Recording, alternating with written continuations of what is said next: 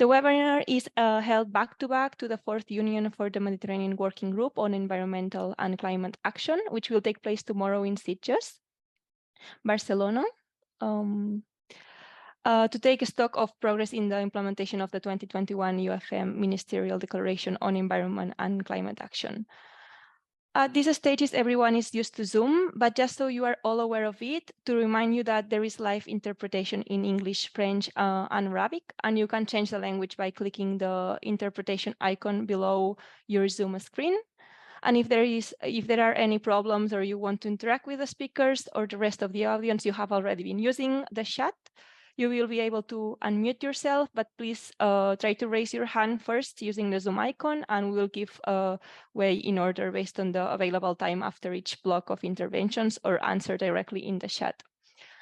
In addition, keep in mind that the webinar is being recorded in English and the final video will be publicly available within the Med4Waste NECVC Med website, as well as sent to all registered participants. As you could see in the agenda and also shared again here in the chat soon, the webinar is organized in 7 blocks. Let me remind you to stick with the given intervention time within 5 and 7 minutes per presentation. And without further ado, we start with the welcome remarks, counting with the video intervention of Mr. Almotath Abadi, Deputy Secretary General for UFM Water, Environmental and Blue Economy Division. We thank Mr. Almotath's intervention despite he could not join us today. Thank you.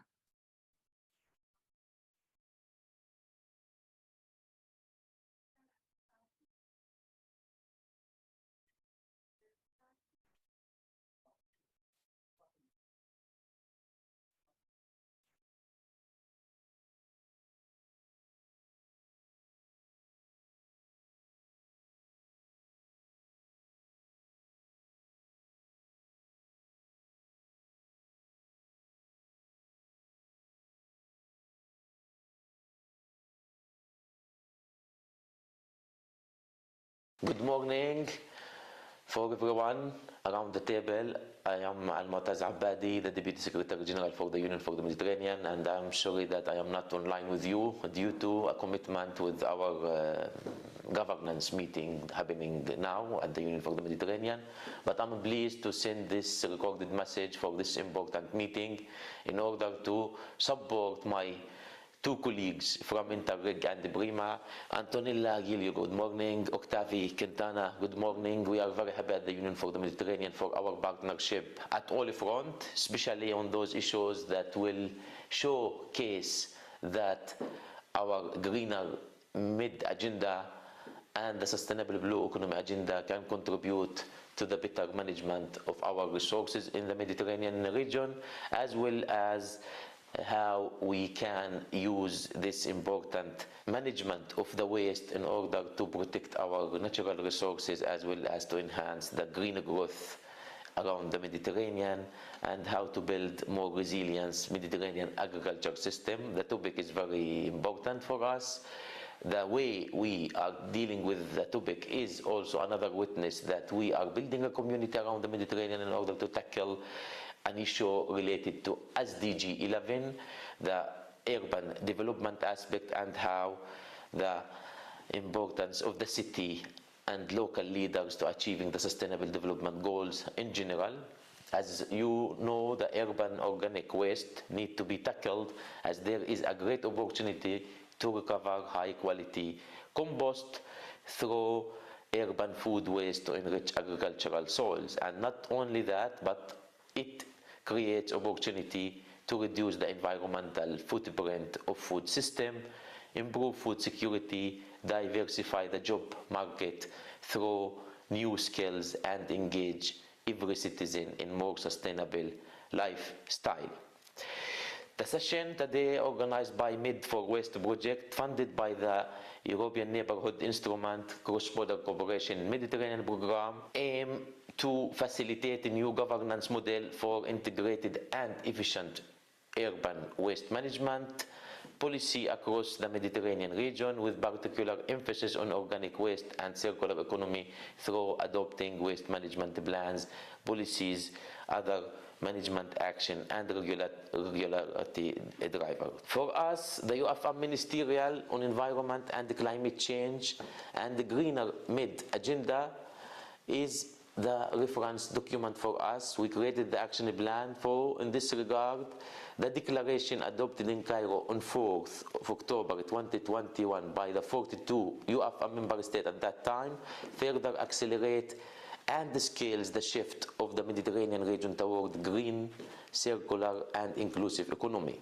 The second ministerial declaration addresses the most urgent environmental issues and reconcile them with the economy and development, promoting an holistic approach, providing for greater sector integration, acknowledging the economic benefits and opportunities, also in terms of job creation and social inclusion, align its priority and objective to the Agenda 2030 and relate SDG 6 to the Rio Convention and related post-2022 framework and other key international and regional conventions and framework, including other relevant UFM ministerial declaration, the Barcelona Convention and its protocol, the Mediterranean Strategy for Sustainable Development, the Mediterranean Strategy for Education for Sustainable Development and its action plan. At more operational level, the second ministerial declaration endorsed the 2030 Greener Mediterranean Agenda and operationalized it by convergence around the key environmental priority. These priorities were set by our ministers around the Mediterranean, focus on green economy as a first axis of a green mid agenda.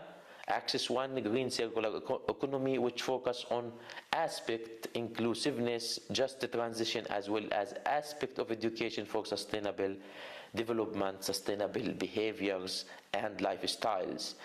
On the key sector address in this first axis is precisely sustainable food system. The Sustainable Food System Mid initiative is a key initiative around which FAO, SIAM, PRIMA, and the Secretariat of the Union for the Mediterranean have joined forces. It is a multi-stakeholder initiative for sustainable food system in the Mediterranean as an affiliated project of the One Planet Network Sustainable Food System Program.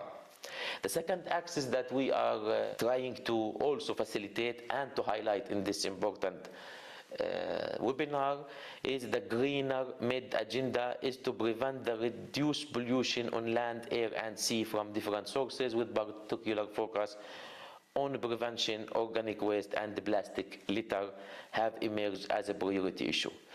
The Sustainable Food System Mid initiative aims at promoting dialogue and collaboration among Mediterranean countries and the stakeholders while they implement more sustainable food system. Thus, paramount important, as well as the Water and Environment Support Mechanism, WES, funded by the European Union as a regional project designed to contribute to the implementation of an integrated approach to pollution reduction and prevention, increasing capacity of stakeholders that are involved in pollution reduction and water management, and support them in formulating and implementing the environmental and water policies.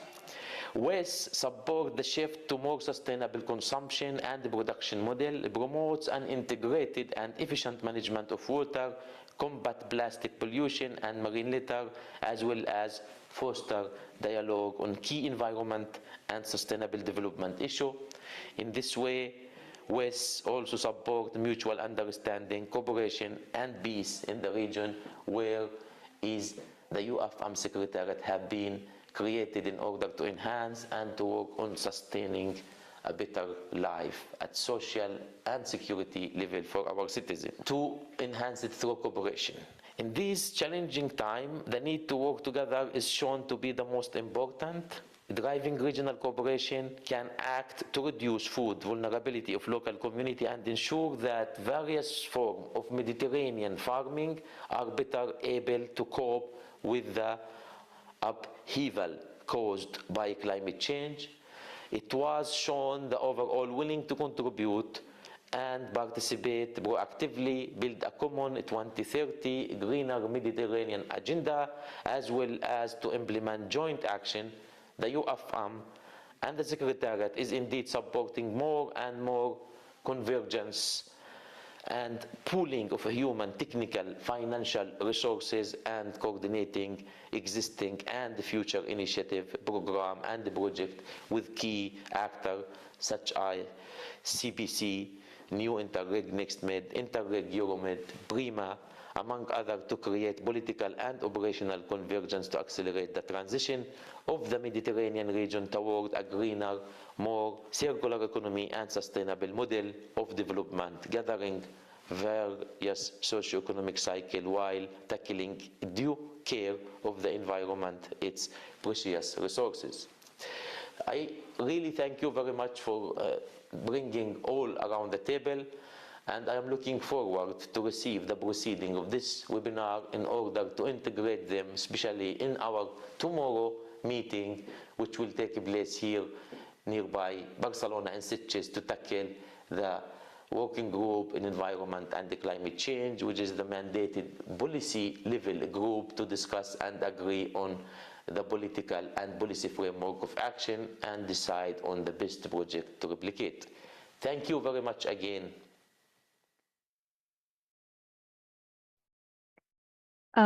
Thank you for highlighting the importance to build communities and engage citizens to accomplish the 2030 Greener Met Agenda common goals and foster dialogue on sustainable development in the region to enhance cooperation. Now let me welcome Mrs. Antonella Giglio, Acting Director General of NECBC Met. Thank you so much, Mrs. Antonella, for being here with us today. The floor is yours. Good morning to you all, and it's a great honor for me to be with you in this important event, and I'd like to thank all the partners of the Med4Waste for their invitation. I don't take much of time since you have a rich program ahead, but the only thing I would say to take today's opportunity to highlight some conclusion and perspective regarding the experience of ENI-CBC Med program in the field of organic waste management.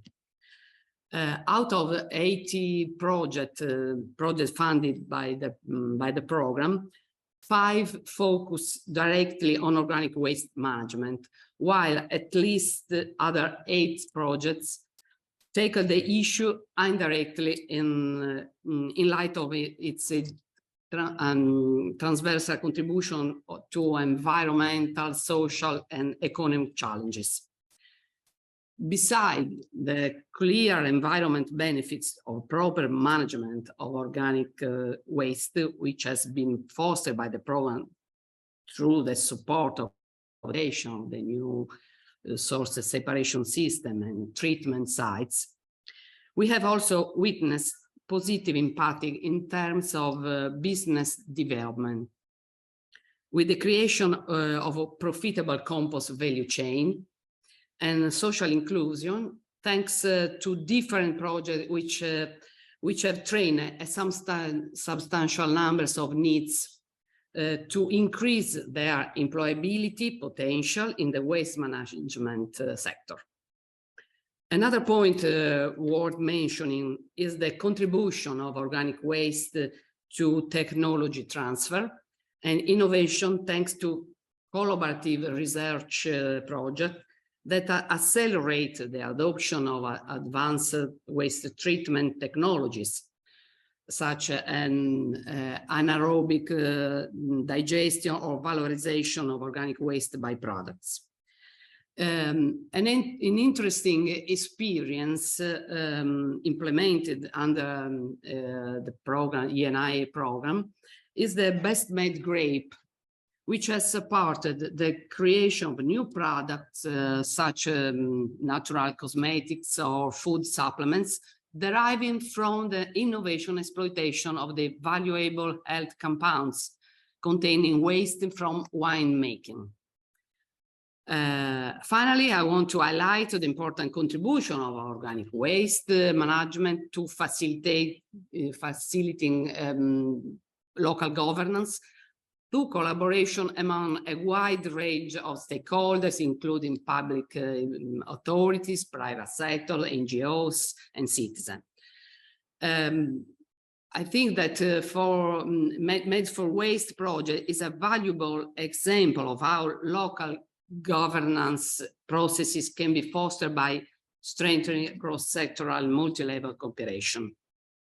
This is the essence of the new governance-oriented priority, which has been designed in the next framework of the Interreg Next Environment program. In conclusion, organic waste management under the program is an important topic and will continue to be under Next Med program for achieving sustainable development and transition to a circular economy in the Mediterranean.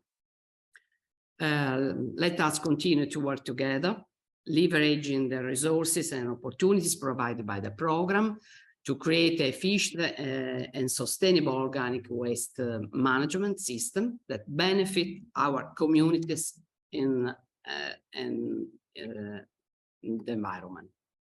Thank you and have a good work for today. Thank you so much, Mrs. Antonello. Also to highlight the direct contribution of local authorities for a better waste management from the program, and that this will continue in the following years. And last but not least, Mr. Octavi Quintana Trias, Director of Prima Secretariat. Thanks a million for your words. Welcome and thanks for joining us today. Thank you very much, Maria, and good morning to you all. It's a pleasure to be here, first of all, because I think that the subject is very central today, and it will certainly be more central in the next years to come. The second thing I'd like to highlight is that it's very good that we work together two programs. That means that we are very operational, that we will be showing concrete examples of solutions that exist and need to be developed, but they already exist. And third, that we work also with the political bodies such as the Union for the Mediterranean, which is an essential partner if we want to work in the Mediterranean. So that's the experience we have, is that we need to go hand by hand, both the programs with the political structures. Prima has, I will not say a long track record, but we are working already since 2018. In the first years from 2018 until 2022, which is for which we have data, we have funded so far roughly 200 projects that most of them, except a couple of them, are still ongoing. So a couple of them already finished, but most of them are ongoing. That means that there are almost 1,900 teams working in the Mediterranean and working north and south, east and west. So this is the condition for every project. And I think that in that sense, we succeeded pretty much, because let me tell you that almost, well, roughly, I think 38% of the projects of the teams are non-European, that is either from the south or from the east of the Mediterranean. And this is a trend that has been improving along the years, and it's very relevant for us. On the issue that we are dealing today,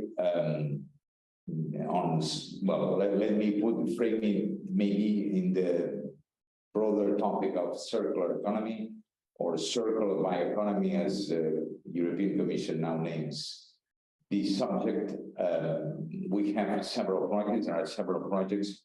I will not enter into the detail of the projects because both Fabrice and Alessandro and Roma will be participating today much more actively and much more in detail with the projects. The project that also will participate themselves, so you'll have plenty of explanation about the details of the projects, but maybe it's worth saying that of these 228 are dealing with circular bioeconomy, and they include recycling, valorization of agri-waste, of the compost, biofertilizers, biopesticides, the byproducts of to manufacturing new compounds, valorization to produce new animal feed, and all of them, I think that they show at least the experience of some projects that have been able to deal and to deal with the very important issue of waste. In fact, the conclusion of many of these projects, and as I said, let's go to the details later on, but the conclusion is twofold. First of all, we need to have and provide incentives for the collection of waste in a reasonable way. So this is very important, and the incentive will change according to the kind of waste and where it is taking place. But incentives are needed, and this means policy. And we can organize here and imagine all sorts of solutions, but the crucial way, once we find the concrete solutions, is to use policy. So we need to involve policymakers at all stages, otherwise all these solutions will not be able to be implemented.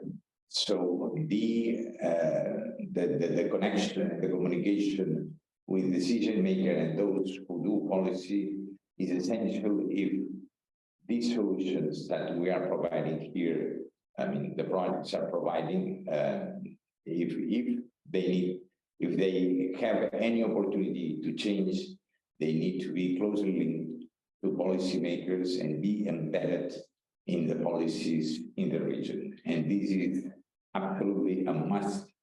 I mean, this is the conclusion that we have from all the projects. They only are viable and they only are implemented. They only mean a change if they, the policies include them to provide incentives for those who need to do about it. And this is it from my side. As I said, both Ali and Fabrice and the projects, the Prima projects, will give you more light at what I can say now at this stage. So I leave you with the real matters, and I wish you a very successful webinar. Bye-bye. Thank you so much, Mr. Octavi, to highlight that we need to go hand by hand, both programs and political structures within this circular bioeconomy subject.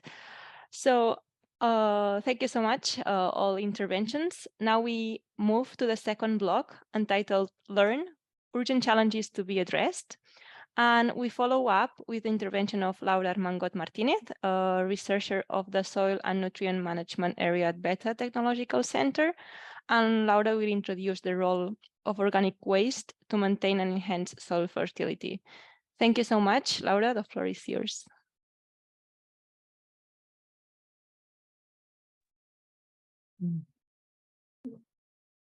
Hi, good morning. Can you see my presentation already?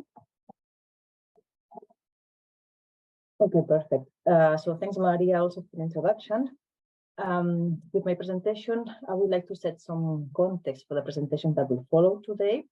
And I will focus especially on the importance of soil fertility and the role that organic urban waste can play, considering also the climate change emergency.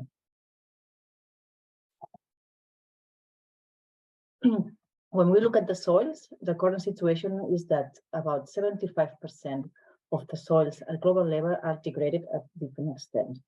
So this means that the soils are losing their intrinsic, physical, chemical, and biological properties and qualities, and that are unable to deliver the services that they are supposed to. So that we will talk a bit later on this. When we zoom into Europe, we find that about 25% of the land is already at high or very high risk of desertification. That means that's an extreme degradation of the soil fertility. But when we focus in the Mediterranean basin, about 1/3 of the dryland areas are already affected by desertification, which is a process that is accelerated by the climate change. The soils in dryland areas are characterized by frequent water stress and low organic matter and nutrient content.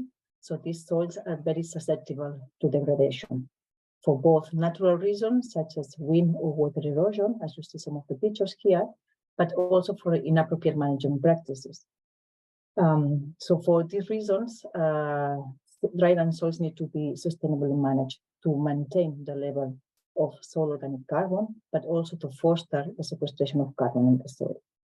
And drylands have a huge potential for carbon sequestration because they are far from being saturated. And this is one of the main targets of the restoration actions in reserves and arid lands. So the question now is, why do we focus so much on the soils? And well, 95% of our food is directly or indirectly produced in our soils. So in short, soils are the key enabling resource for delivering goods and services to both humans and ecosystems. And a healthy soil is directly related to productivity, to biodiversity, to water and nutrients, and to also to carbon storage. And these functions of the soil are clearly connected to the welfare nexus. So this is the water, energy, food, and ecosystem nexus. So when we have soils with higher soil organic matter, with higher carbon content in the soils, we need less water and less fertilizers. So we save water and energy. So we also secure our food. It also has a potential for climate change adaptation and mitigation, and we also promote biodiversity. This is why already the SDG agenda highlighted the need to restore degraded soil. So maintaining or increasing the soil organic carbon in the soil will contribute to the achievement of many SDGs by, for instance, maintaining and improving soil fertility, productivity, and also supplying more clean water. So it's clear the soils has a key role in productivity, but also, as I mentioned before, they can also play a major role in climate change. And here you see a scheme of the main global carbon pools and fluxes. And you can see the soils store about 4 times more carbon than the vegetation and about 3 times more than the atmosphere. But mainly anthropogenic impact, human impact, can turn soils into either a net sink. It means that we are capturing CO2 from the atmosphere and we fix it into the soil, or either to a net source of CO2 and other greenhouse gas emissions to the atmosphere.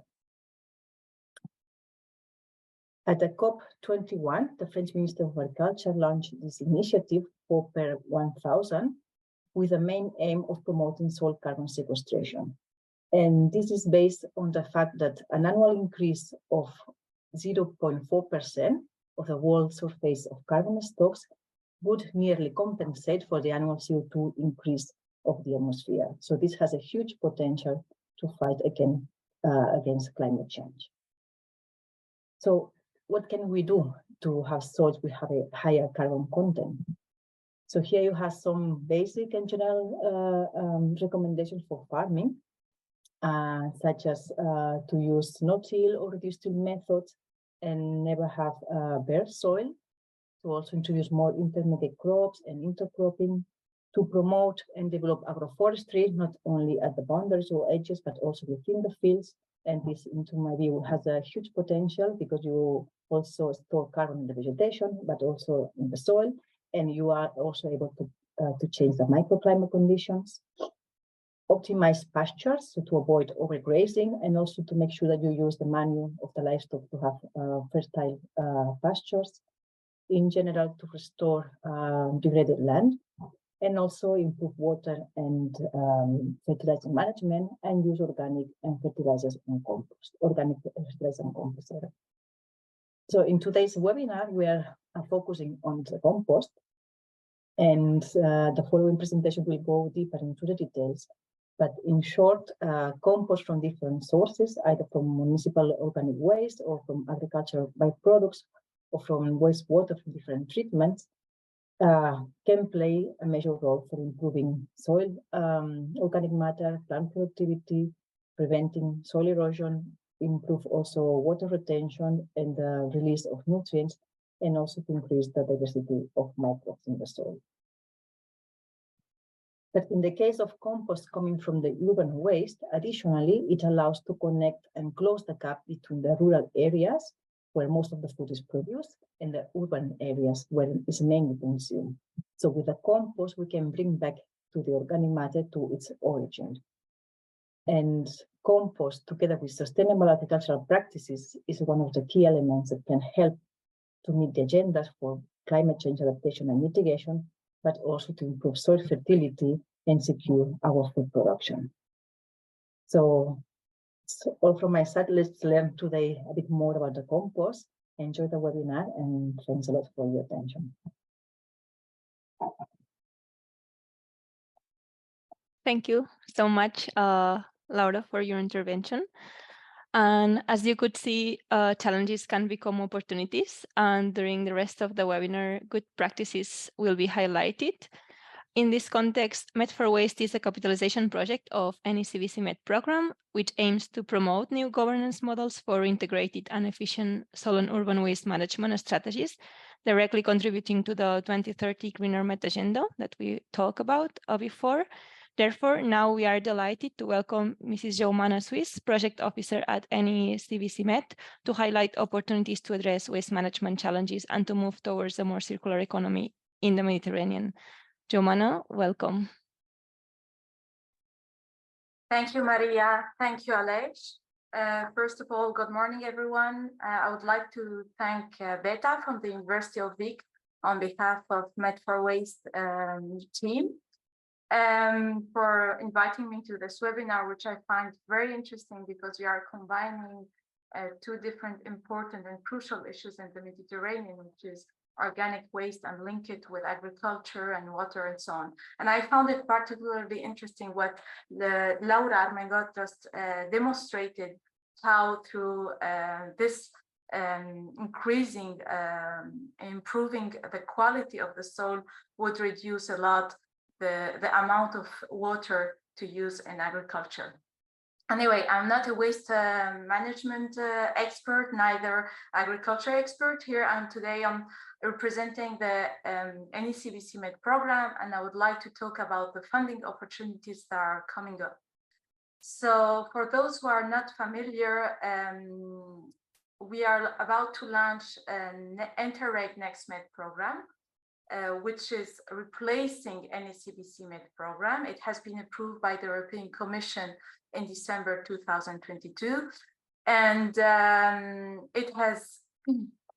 it's a new program that has a budget of 253 million euros, of which 230 million euros will be directly dedicated to fund projects.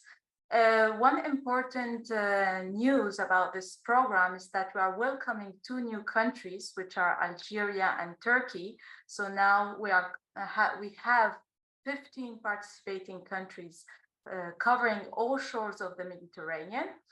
And we are planning to launch the call in the coming months. Starting from September, we will be organizing information days in each participating country.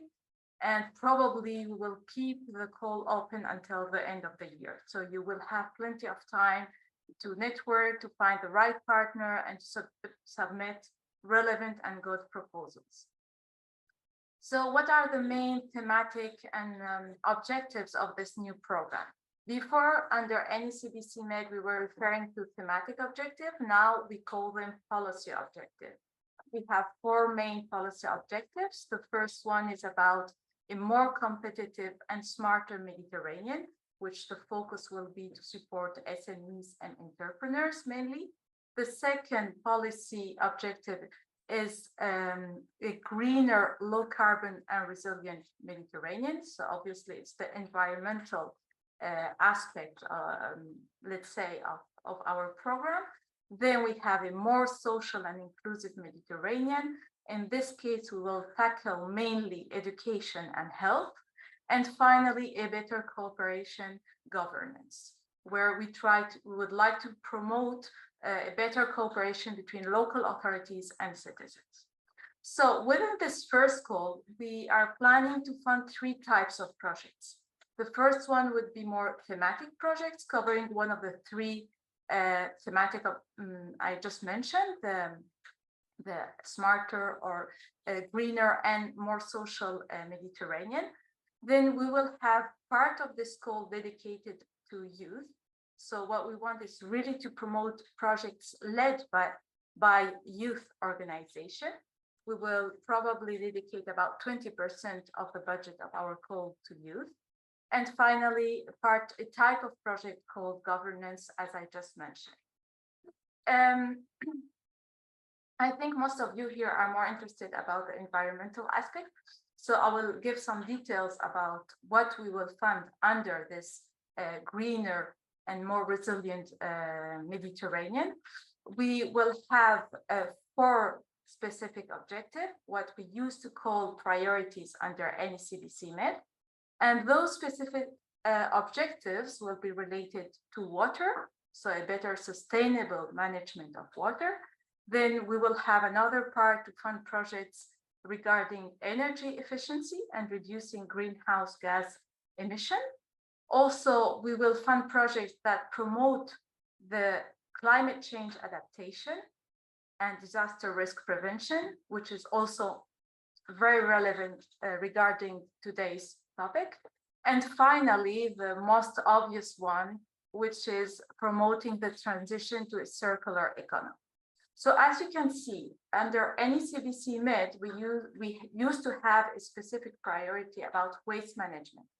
Now in Interreg Next Med, we will not have a specific objective clearly or openly about waste management, but it's about the transition to circular economy. So somehow it covers obviously waste management and it englobes more aspects.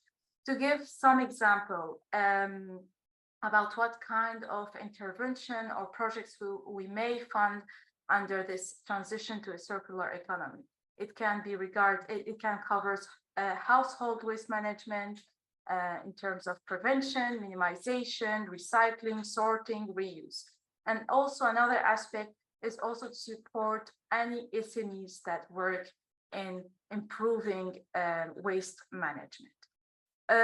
What I wanted to say regarding the thematic projects, what we really want to fund is significant demonstration and pilot projects that have impact at different levels on the environment, on the society, and also on the regulatory framework. So this is more or less what we are expecting. And I would like to highlight 2 more points. So it's not because we don't have a specific priority on waste management that, as I just told you, you cannot apply or find an opportunity under Interreg Next Med. But to take into account that waste management is really a cross-sectoral field. So you may have a very good proposal and you may present it under another specific objective, which is not necessarily the one regarding the transition to circular economy. One good example that our acting director, Antonella Giulio, just mentioned previously is the project Circles. So Circles is a project coordinated by the Waste Agency of Catalonia, and they have implemented different pilot composting sites in 6 different Mediterranean countries. But the focus was on social inclusion. So they train people and they create jobs to people who are not in employment, education, or training. So this is also something very important to to keep in mind that you can have very successful projects presented under other policy objectives. So this is the overview I wanted to give you about the funding opportunities that we are about to launch. And I'm totally available to clarify any doubt or give you more information. I will put my email contact on the chat, and I hope that this will create some interest to some of you who might submit proposal to our first call. Thank you very much. Thank you so much, Joumana, for this overview on the upcoming calls, where we all will be able to build on what is being done already and highlight the importance of projects led by youth organizations, as they will be the governance of the near future, with key on the ground impacts. And Circles also, just so you know, Circles projects will be also represented during the networking session that you just mentioned it. So we will follow with Mr. Ali Roma, project officer at Prima, to give insights from Prima funded projects on circular economy. Mr. Ali, welcome and thanks for joining us today. Thank you so much, Maria. Good morning, everyone. Thank you, Bita, for inviting us to be part of this very interesting event. It's an opportunity for the two programs to join forces and to work together.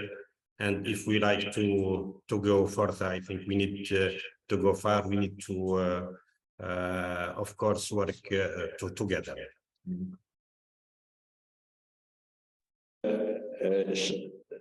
Share my screen.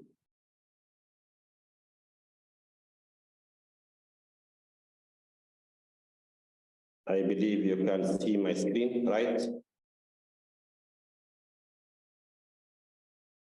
Yes. Okay. Today, I will take you on a very brief journey on the innovation and circular economy, and in particular, what we are doing in Prima to contribute to the transition to a circular economy. So I want to start by a very short introduction and regarding the circular economy, the bioeconomy, the bio-based economy. And then I will deep dive on the innovation from Prima Foundation, because we have funded several projects, and maybe very important to share with you some very important results and the contribution of the project to the circular economy. And I will end up by highlighting the enabling factors that are very essential to enhance the transition to circular economy.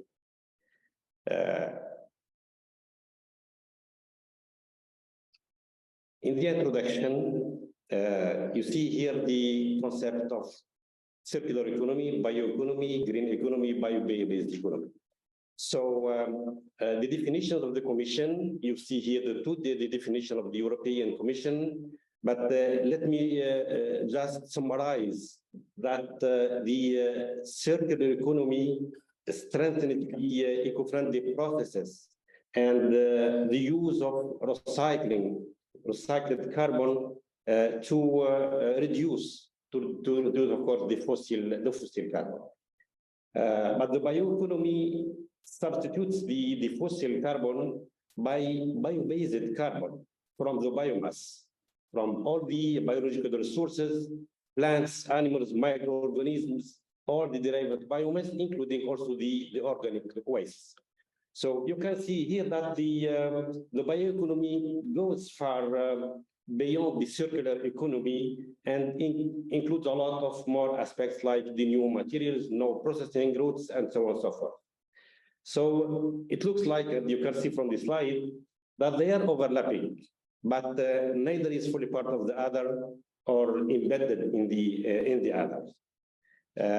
Recently, the circular economy and the bioeconomy, this is a new terminology right now given by the Commission. So the term circular bioeconomy has been introduced recently by the Commission to intertwine the two concepts and also to, let's say, emphasize the use of the circular approach in the bioeconomy.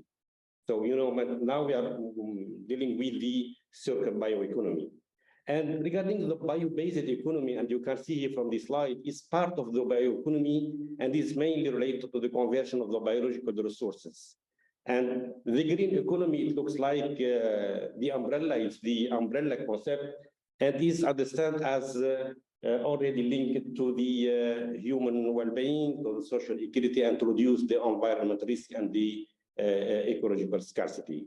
So this is basically an overview on the different concepts, and I believe it's very important that we would like to highlight differences between the different concepts. So how the PRIMA project are contributing to the circular economy, you know, as has been anticipated by Octavio, that PRIMA now is funding more or less 200 projects with a budget of 286 million euro, and covering and gathering around 1,900 research teams in the Mediterranean from the north and the south, but of which we have 28 projects that are contributing to the circular economy. So the 28 projects that you can see here, we have 34 million euro, and the number of beneficiaries, around 250 beneficiaries that are contributing to this project. So the projects are delivering innovative solutions in the field to circular economy of all the agri-food value chain to enhance the resource efficiency by different ways. Let's say by minimizing the use of the natural resources, in particular water and energy, to utilize the bio-based materials, in particular agricultural livestock residues or byproducts. And here you can see several examples of the results.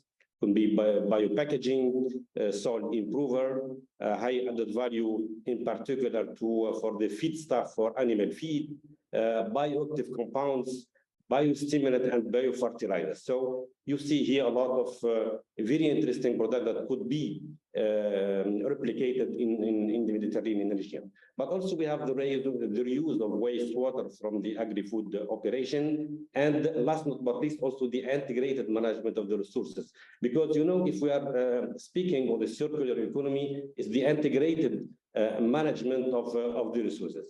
And here we are dealing about the Nexus approach. And let me say that the Nexus with and the circular economy are inextricably intertwined. So we cannot separate them. The two concepts have been developed to address the overexploitation of the resources, but also they are contributing to reduce the consumption of waste generation and to reduce the carbon footprint. You can see here the interlinkages between the different concepts, and all the circular economy and the Nexus with are intertwined. Let me just focus on some examples of PRIMA projects. Let me say that the main important projects are focusing on three important pillars. The first one is the resource efficiency. So we have several projects that are working on the resource efficiency, whether in water, energy, and food system, and it's linked to the circular economy. The second pillar is the synergistic benefits. So here, and I'm giving here a very good example that we are using the treated wastewater for agricultural irrigation, and this will reduce the need and the pressure on the freshwater resources. So here we'll reduce the trade-off on the freshwater resources. At the same time, we are recycling the nutrient, the organic matter from wastewater to improve the soil health and the soil fertility. This is a very good example of the synergy between the Nexus and the circular economy. The third pillar is the policy integration and governance. So we cannot go far without any integration of policies, without any policy cohesion, and without any governance. So the Nexus and the circular economy, the two concepts require collaboration and engagement among various stakeholders. Here you can see some projects. We are funding around 10 projects at the Nexus, and most of them are working on the concept of the circular economy, and they are contributing to the transition to circular economy. Let me focus on a couple of examples, because as you say that we have 28 funded projects, but here I selected 3 of them. The first one is the new feed, which is basically a circular economy approach in livestock production. This project is turning the byproducts of this the foods industry into high added value for the feed stuff for animal feed. So, and here we have three main important pilots in the region, one in Spain, one in Greece, and one in Egypt. So each pilot is dedicated to a category of waste. In Spain, we are targeting the winery byproduct. In Greece, the orange peel, and Egypt, the olive cake for powdery. Nexus project, this project starts recently, so it's front page. Nexus is recycling the organic waste in insect farming. So they're using the what do you call it, the vermicomposting or the vermiculture. It's very important also for recycling the organic wastes, considering the Nexus approach. So in this project, 10 demonstration cases will be implemented in 6 Mediterranean countries. The last but not least is also an important project in farming system. So the Advagromed. Advagromed is using the organic wastes of local agricultural production, but they are rearing the insects. So you know when the insect is bioconverting the organic wastes, then they will generate very good fertilizer for the soil, but also with the that the live larva could be used to feed powdery. And here this is basically an important project that could be replicated in the Mediterranean. So now we have very good projects. We have a lot of projects that are working to and they are contributing to the transition to circular economy. But the innovation in itself is not sufficient to contribute to the transition to circular economy. So to fully realize the potential of innovation for the circular economy, we will require, of course, the policy. As has been anticipated by Octavio, we need policy efforts to create enabling framework. This is very important. The second important pillar is the incentive for private innovation efforts. We need incentive if we would like to validate and to replicate the innovation that are contributing to the transition to the circular economy. But also regulation. Regulation is very important if you would like also to go far and translate and contribute to the transition to the circular economy. Another important point also is the education. We need to empower the end users. If we are smart farmers or whatever, so we need to empower them. We need to educate them on how to use this concept. So these are very important enabling factors that could contribute to the transition to the circular economy.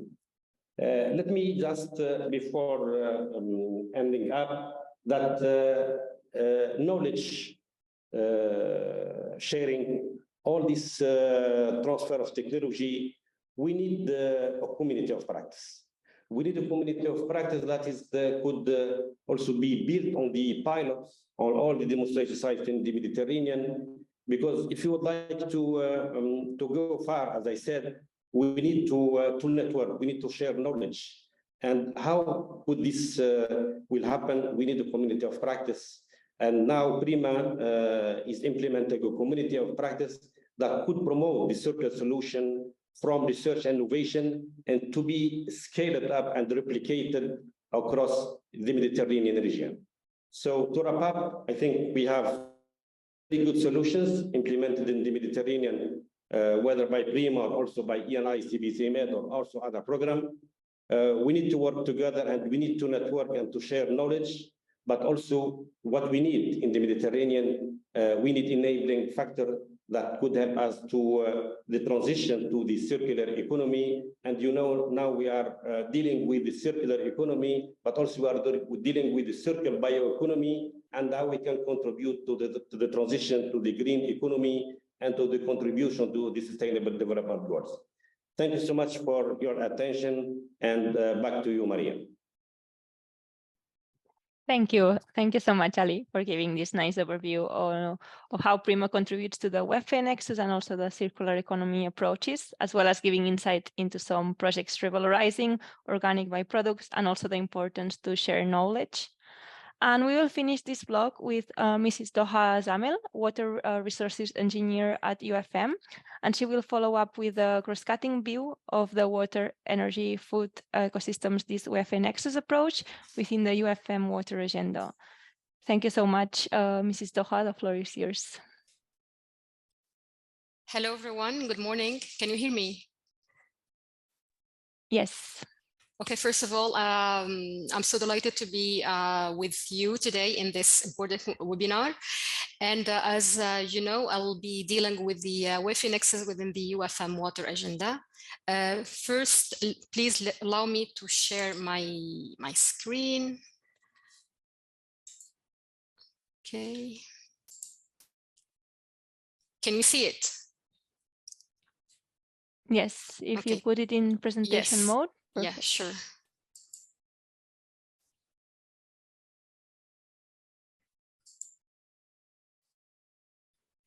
Okay, in today's presentation, I'm going to deal with the water, energy, food ecosystem nexus within the UFM water agenda. And just want to recall of what Mr. Ali said, that indeed the circular economy and the WIFI nexus fall under the big umbrella of the integrated management of the resources. But before having a look and understanding the WIFI nexus within the UFM water agenda, please allow me to take you through the UFM water agenda to better understand the context.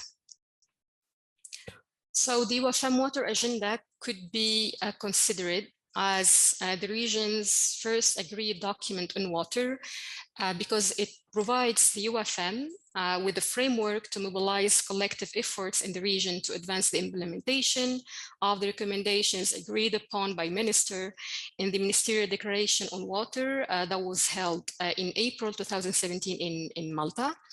It includes the UFM Water Policy Framework for Action 2030 and the UFM Financial Strategy for Water.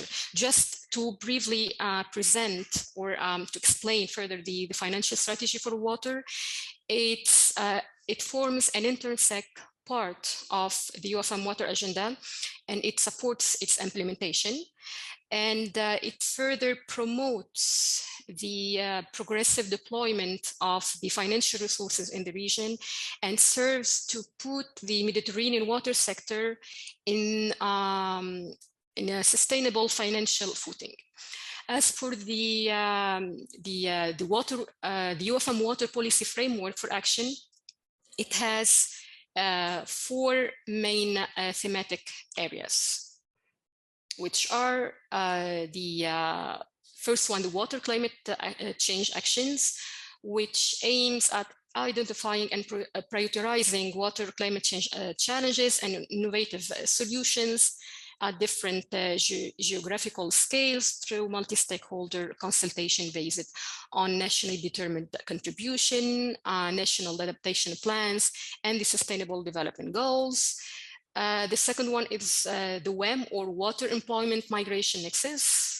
The WEM priority area aims to assist tackling water challenges as root cause of unemployment leading to migration, as well as displacement impacts on water resources, contributing to sustainable development in the UFM region. We have also the WASH, or Water Sanitation Hygiene, which aims to introduce and promote an integrated approach for achieving water and sanitation SDGs, SDG 6, and to catalyze action for its mainstreaming in the different region of the UFM. Last but not least, the water, energy, food ecosystem nexus, which is our focus of today's presentation. This thematic area aims to introduce and to promote the WIFI nexus approach and to catalyze action for its mainstreaming, financing, and implementation in the UFM member states at the national and local levels, as well as in the UFM. region. So the concept of the WEFI Nexus is to address the socioeconomic and environmental challenges faced by the water, energy, and food security, which is the framework that the UFM has adopted alongside the European and international agencies such as PRIMA.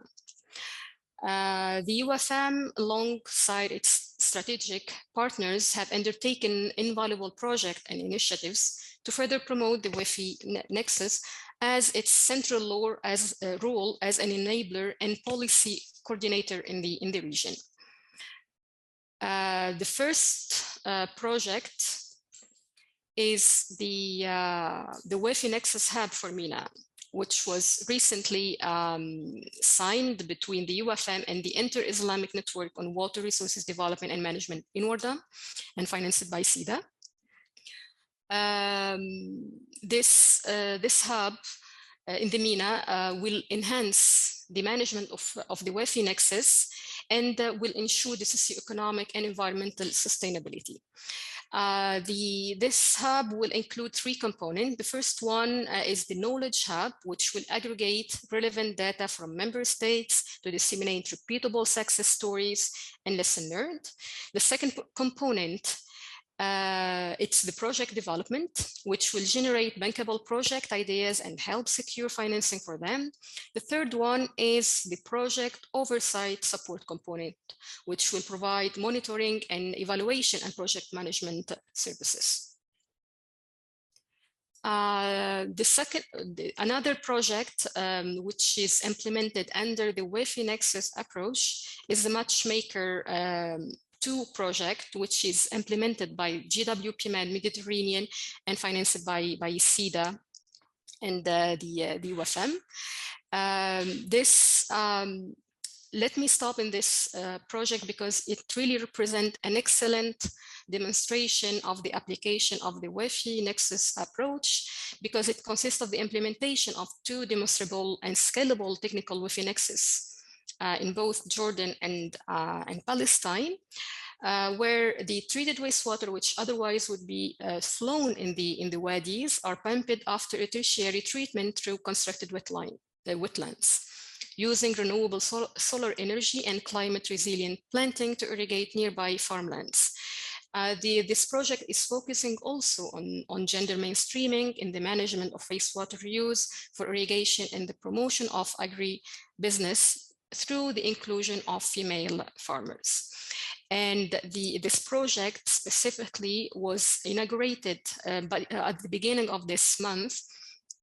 And actually it was successfully implemented, and really gained a lot of appreciation from all the beneficiaries. We have also a publication called The Gateway to the Future of the Mediterranean, Water, Energy, Food, and Environment. This publication, which I'm proudly to be one of the co-authors, was produced by the European Commission and the UFM with the support from GWP Med and Eurocat. It combines art and science to examine the WEFI Nexus. It is an innovative and explorative disclosure of scientific knowledge, employing arts and culture in a visually compelling way, and enhance it with modern features such as the augmented reality and animation. And the core chapter of this publication is about the spectrum of case studies that are applying the WEFI Nexus efficiently in the 2 shores of the Mediterranean. So in a nutshell, there is a need to understand the WEFI Nexus, because this will lead to the establishment of a good and a sound governance based on a holistic approach, which eventually will have a positive impact in policies implementation and decision making. And this can be can be done through the demonstration of effective solution, the involvement of the private sector in financing. As Mr. Octavi this morning highlighted, there is a need for incentives in order to further implement this kind of projects. And before ending up my presentation, I would like to remind that there is the first regional roundtable on wetland access in the Mediterranean that will take place on the 6th and 7th of June in Rabat. It will be organized back-to-back with the UFM 13th Water Expert Group meeting. And participants can actually join via the Zoom platform. Just to briefly give the scope of this roundtable, it will build its deliberation on panel discussion by different stakeholders and on a range of contents and disciplines, sharing views on how to advance Nexus integrated solutions, upscaled actions and innovation, as well as financing in a coherent approach. The Nexus community of practice will be launched during this roundtable. For any other information, I highly recommend you to check the official website of the UFM, ufmsecretariat.org, for any other relevant initiative or project. So this is the end of my presentation. Thank you so much for your attention, and I wish you a fruitful webinar. Thank you. Thank you so much, Mrs. Doha, for contextualizing the wetland access within the UFM water agenda and showcase recent funded projects in southern Mediterranean countries for successful field implementation. So thank you all the panelists. To try to stick with the time, we are aware we are already late, but please post questions in the chat where speakers can directly answer you, or before the short break and during the networking session, there will be more time to interact. And having seen a general overview of the challenges to be addressed and how different programs and initiatives are contributing to closing loops, now we will proceed to introduce some of the activities carried out by the Met for Waste project, supported by the UFM within the Greener Met agenda, through the implementation of food waste reduction strategies and the reinforcement of rural circular business models through different capacity building good practices. Therefore, let's start giving the floor to Mrs. Mercè Boirroura, Project Coordinator at Beta Technological Center and the Met for Waste lead partner. Mercè will explain the Met for Waste capitalization approach and introduce the developed massive open online course. Thanks, Mercè, for your intervention. Thank you, Maria, for the introduction. I'm just trying to share my screen. Can you see it? Not yet, I guess. Yeah, we can see it. Just press presentation mode, and I guess it will be fine. Okay.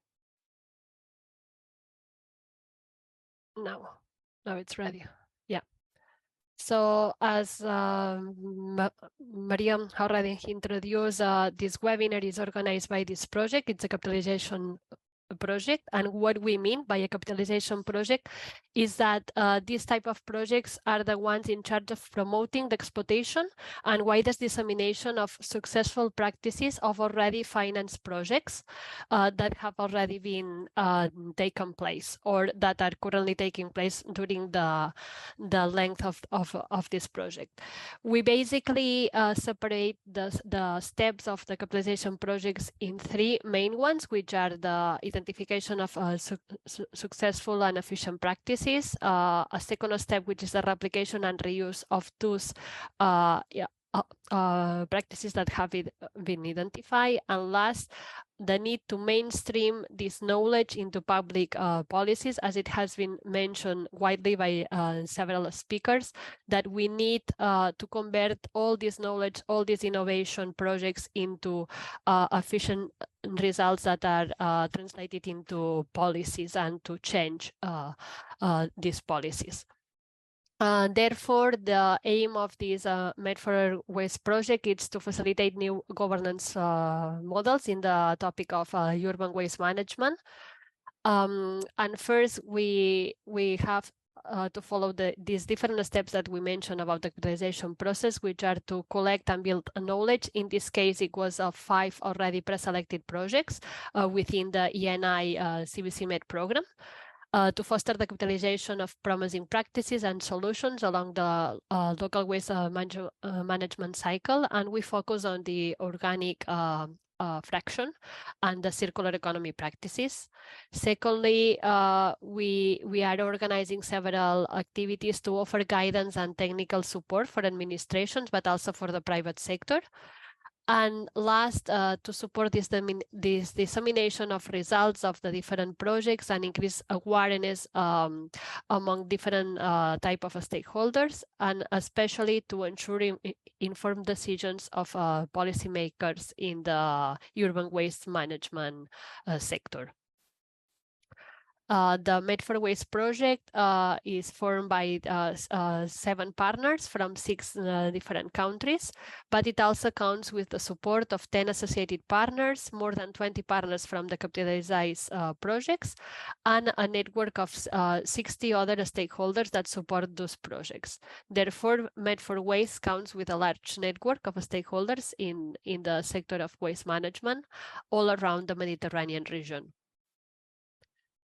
The 5 projects that we selected for its capitalization are those ones that you can see in the slide: ReuseMed, DeCost, Clima, Medina, and COMed. They will be later introduced by my colleagues. And on the map below, you can see where the pilot cases of these projects are located, mainly in Spain, Italy, and Greece. And also a great concentration is found in Eastern Mediterranean, in Jordan, Lebanon, and Palestine, but also many of them in Tunisia. Then if we remember these 3 steps that I mentioned about the capitalization processes, in the case of Made for Waste, so the first one was this identification of successful and efficient practices of the 5 capitalized projects. And what we wanted to do is to select those actions, practices, and approaches that could be then easily replicated, and they could be uptaken by different type of stakeholders in different territories of the Mediterranean region. And to promote those practices that were already identified, we perform also a set of different actions. Here are some of them. The first one is the Made for Zero Waste and Circular Economy course. It's a MOOC that I will just briefly give you a couple of information with 2 slides later on. And then we already perform different awareness raising events to set several strategic events to inform and to include the local community and to tell them about the challenges that they have and to find solutions together. And finally, we are also performing different mentoring schemes for different municipalities, which will be which will be introduced by Noe later on as well in this webinar. Last but not least, all this information, all the good practices, the recommendations, or the initiative that can be later translated into policy actions are presented in different conferences or also in joint webinars, together with different key stakeholders of the Mediterranean. When we can, we also collaborate with different programs, as we are doing today in this webinar, and the UFM, of course. And we will also elaborate within this project a policy toolkit, which will be a compilation of the recent developments in municipal solid waste management, taking into account the different local contexts and policies. And it will also provide some guidelines to mainstream this knowledge that we gain through this project on sustainable waste management. A couple of information for this course. It's a massive online open course on urban waste management, focusing especially on the circular economy practices. The content has been created from the criticized projects, but also from literature and the knowledge of the different Made for Waste partners. It's open to anyone, but it's especially designed for municipal staff and waste management stakeholders. It's self-paced and includes a self-assessment grading. It's hosted in Ubiqual Learning Platform. It's our institution learning platform. It's free of charge, and it's designed in English, but it will be soon translated into Arabic. It's not public yet, but it will be available in a couple of weeks, we hope. So we invite you all to visit this course and to learn more about all these topics that you can see on the screen, going more from general approaches on waste management to different strategies such as reducing strategies or reusing strategies. And finally, I want to promote as well another webinar that we will do on 8th of June in the morning, focusing on the capacity building. So what activities we did, and also what other capacity building activities other projects on waste management did in order to increase this knowledge and capacities of the different stakeholders, both private and public, on waste management around the Mediterranean. And that's all from my side. We will move to the different other presentations of Med4Waste to know more about the details of this project. And don't hesitate to follow us on social media to get to know more about the other activities. Thank you very much. Thank you so much, Marce, for this nice overview of the project. And following Marce's intervention, Mrs. Samar Morcos, project manager at American University of Beirut, will showcase Med4Waste capitalized projects successful case studies for replication, which are being collected in a catalog. Samar, the floor is yours. Hello, everyone. Thank you, Maria. Please let me know whenever you can see my screen.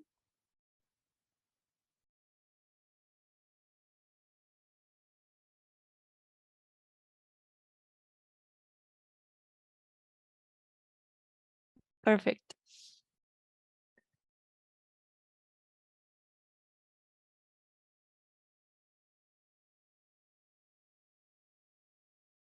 Okay, so I will be following up on Mercedes' presentation. So the Med4Waste project, as Mercedes already mentioned, its objective was to mainly collect some information that can facilitate clustering and exchange practices, information on the advancement and the output generation of each project, some success stories, and key priorities, messages, and contacts to address future and more transversal advocacy actions. The tools that were used, we had a general questionnaire and a specific questionnaire. The general questionnaire was disseminated using the Kobo tool, and it had 5 sections: the general information, macro activities, success stories, outputs, and transferability and replicability of the projects. And then the specific questionnaire was 1 per project, and it was based on the responses of the general questionnaire. It was then done through bilateral meetings and with interviews by waste management experts. Following that, the criteria that was used to select the promising outputs was based on the SMART approach. SMART stands for specific and simple, where the output should be clearly stated and understandable. It should be measurable. So we are able to measure our actions. Achievable, meaning that it's realistic in its context. Relevant, and not only for the project, but also the process and the waste management value chain, meaning that it also fits the purpose and the vision of the project, as well as the culture and the structure of the society. And transferable, or even replicable, so the project can be replicated in different regions. I will be presenting the outputs that are not related to the composting topic, since the outputs related to the composting topics will have their own presentation later on. Under Climat project, the first output was integrated municipal waste management plan, and it's a participatory process to integrate the municipal waste management plan with innovative or particular important issues selected by citizens, experts, and key stakeholders and validated all along the policy value chain. The second output was pay-as-you-throw tax. It's a fiscal system to incentive advanced waste sorting by tailoring family or individual tax amount by decreasing it on the basis of the increase of their sorted waste. Moving on to the Medina project, the first output was policy guidelines. Guidelines were produced within the framework of a project to help decision makers implement proper policies. The second output was the zero waste catalog. Guidelines were produced to explain and implement the zero waste approach. The Reuse Med project, the first output was the development of the application. The project developed an application that will connect users with the reuse circuits. The second and third outputs are the reuse circuits and centers. Circuits were designed to reuse the different components of the solid waste management scheme. Moving on to the CEO Med project, the first output was the anaerobic digestion plant, and it was under 3 types of mid-cycle anaerobic digestion, 1-step process, 2-step process, and the dried fermentation. The 3 types of digestate were being tested to see which type can be most efficiently used as a fertilizer. Moving on to the last section of my presentation is the catalog, which is one of the main outcomes of the Med4Waste project. The catalog will hopefully be available online next month, and it follows a chapters basis format. It contains the first chapter is an introductory chapter where it talks about the Med4Waste project and the methodology of the project. The rest of the chapters talk about the project. So each chapter talks about one project. The information about available on each project are the aim of the project, the achievement, outputs, risks, and recommendations. I wanted as well to mention that all of the chapters were developed by AUB, except for the DCOST chapter, which was developed by our partner COSPE. This was it from my end. Thank you for your attention. Thank you so much, Samar, for explaining the SMART criteria for the selection of the promising outputs and giving a brief overview of them. And now we've moved to the intervention of Mr. Noé Vietma, project manager at MedCities, and he will explain us about the mentoring schemes as key opportunities for Southern Mediterranean municipalities to receive guidance and technical support for planning, collecting, and managing waste. And also based on the case studies that Samar introduced. Thank you, Noé. We are ready to listening to you. Thank you, Maria. Good morning, everyone. I guess you can see my screen. So I will briefly introduce you the Med4Waste mentoring scheme for municipalities. But first of all, just 2 words about MedCities to understand why we are running this activity. MedCities is a network that gathers 73 local authorities from all shores of the Mediterranean basin. We are present in 17 Mediterranean countries, and we mostly develop international cooperation projects among the different municipalities in 5 main working fields: strategic planning, environment and biodiversity, social cohesion, economic development, and sustainable urban services. So what is the mentoring scheme for cities? Sorry, Noé, I think it's frozen, right? The presentation. I don't think it's moving, at least for me. Just so you know, okay. Maybe just try again. Just check. Can you see it now? Now, yes. Yes. I think if I go into the presentation mode, you cannot see it. I will leave it like this. Okay.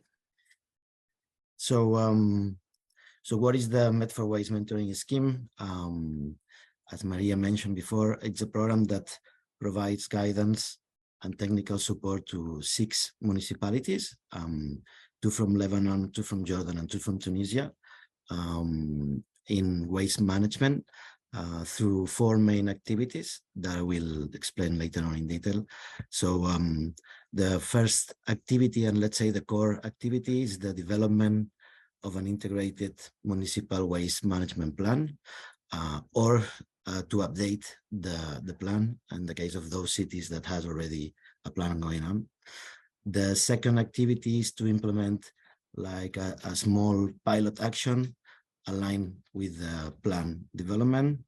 The third activity is to twin with one of the 5 NECVCMED projects that we are capitalizing on, as Mercè explained before. And the last activity is the social entrepreneurship program for 2 local SMEs or startups to develop a solution tackling a challenge previously identified. So the first activity and the core one is the development of an integrated municipal waste management plan. Basically, we have a budget of 13,000 euros to provide external support to the municipalities so that they can develop the plan with, let's say, two main outputs. The first one is the diagnosis, so the current state of waste management in the municipality, and of course the development of the plan that will include a selection or a list of actions or projects that the municipality can develop in the nearby projects to improve waste management in the city. The second activity is the implementation of a small pilot action. Let's say we have 5,000 euros budget per municipality. So as you can imagine, it's not a big activity. So usually during the development of the diagnosis phase of the plan, the idea is to identify an action that can complement the development of the plan. Just to give you an example, for example, in Mahdia, in Tunisia, which actually has implemented one of the first organic composting facilities in the country, we will develop a capacity building training and a small local awareness campaign, so that to increase organic waste sorting out for citizens. The third activity we are developing is like a twinning program with one of the NECVCMED projects that we are capitalizing on.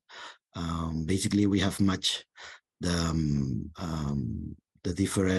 6 municipalities with any projects according to their needs of interest that they have shown during the application procedure. We had received 19 candidate municipalities for this program, and we have selected 6. So basically, the twinning program, the idea is that we try to replicate, or at least to learn or get inspired by an output that has been developed in one of the other NECVCMED projects. On the screen, you can see the 6 municipalities that we are working on, and thanks, Jumana, for sharing the news that we are developing about how the mentoring scheme is going on. As you can see, there are 4 municipalities that we are actually developing for the first time an integrated municipal waste management plan, and in 2 other cases we are just updating the current plan. And you can see like the different projects that they are partnering up, and the outputs that have been identified and that they will get inspired from. Finally, the last activity is the social entrepreneurship program for 2 local SMEs or startups. This action is developed by another project partner, BusinessMed, who will actually talk right after me.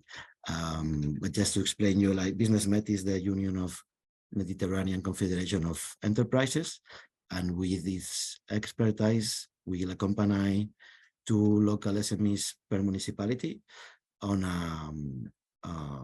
a social challenge, let's say, that has been identified during the diagnosis phase of the mentoring scheme. That's all from my side. If you have questions, please just write it in the chat. Thank you. Thank you so much, Noé. Yeah, the chat has been pretty active with the mentoring schemes. Thank you for showing what is being done in Lebanon, Jordan, and Tunisia. And finally, within the capacity building Met for Waste Good Practices and linked to the mentoring schemes, as Noé just said, Mrs. Federica Bruni, Network and Development Coordinator of BusinessMed, will showcase the Mediterranean business ecosystem related to waste management. Thank you so much, Federico. The floor is yours. Thank you so much. Thank you so much. Yes, as our colleague has said, we are the union. We represent the Confederation of Employers and the private sector at Mediterranean level, just to give you a bit of a view of who we are. And we promote the interest of 24 Confederation of Employers from country members of the UFM. We have activities at both policy and on the ground level. And we do that through also managing several projects, working on enhancing business support organizations' capacities, as well as their activities within social dialogue, especially on the tripartite level, as well as looking ahead at challenges from an environmental level, and based on as well on new business models, because we're aware that the current one is very much updated, through some other projects focusing on supporting entrepreneurship through the blue and green economy, as well as culture and creative industries. And as well within the Med for Waste project, we have, I'm going to share my screen now. We have worked, can you see my screen? Yes, coming now. Just,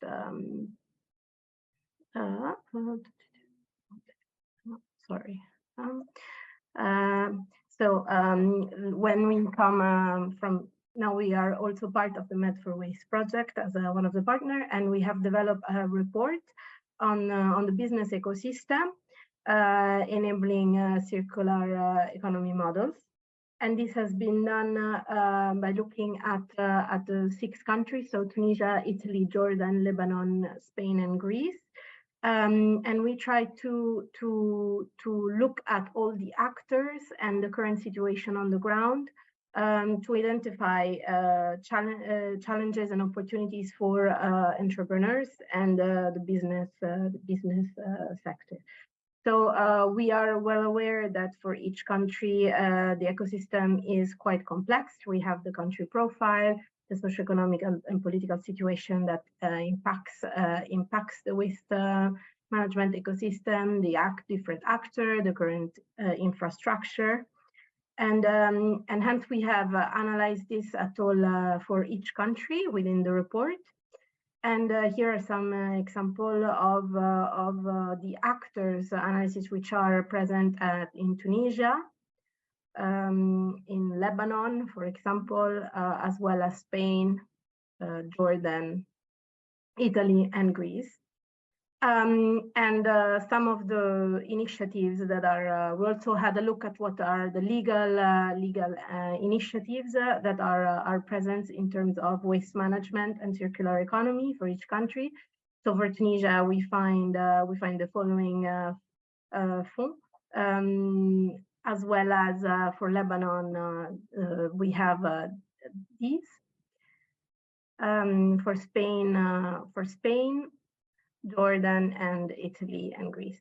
But when we come to look at the opportunities which are present in terms of waste management, we are aware that that in terms of waste production, it's is highly increasing, and this increases more sternly when we look at countries which with low income. So it is really important that in terms of business, the business sector and the business opportunities are seized, especially for future entrepreneurs at Mediterranean level. And this our report, which has done this overview for each country, has come to the following identification of opportunities. So we found that our challenges are present in terms of collection. Collection of the waste, often in an informal sector. This is, for example, the case in Tunisia. So the idea would be to create a smart model where waste are collected. So in an inclusion of an automatization system.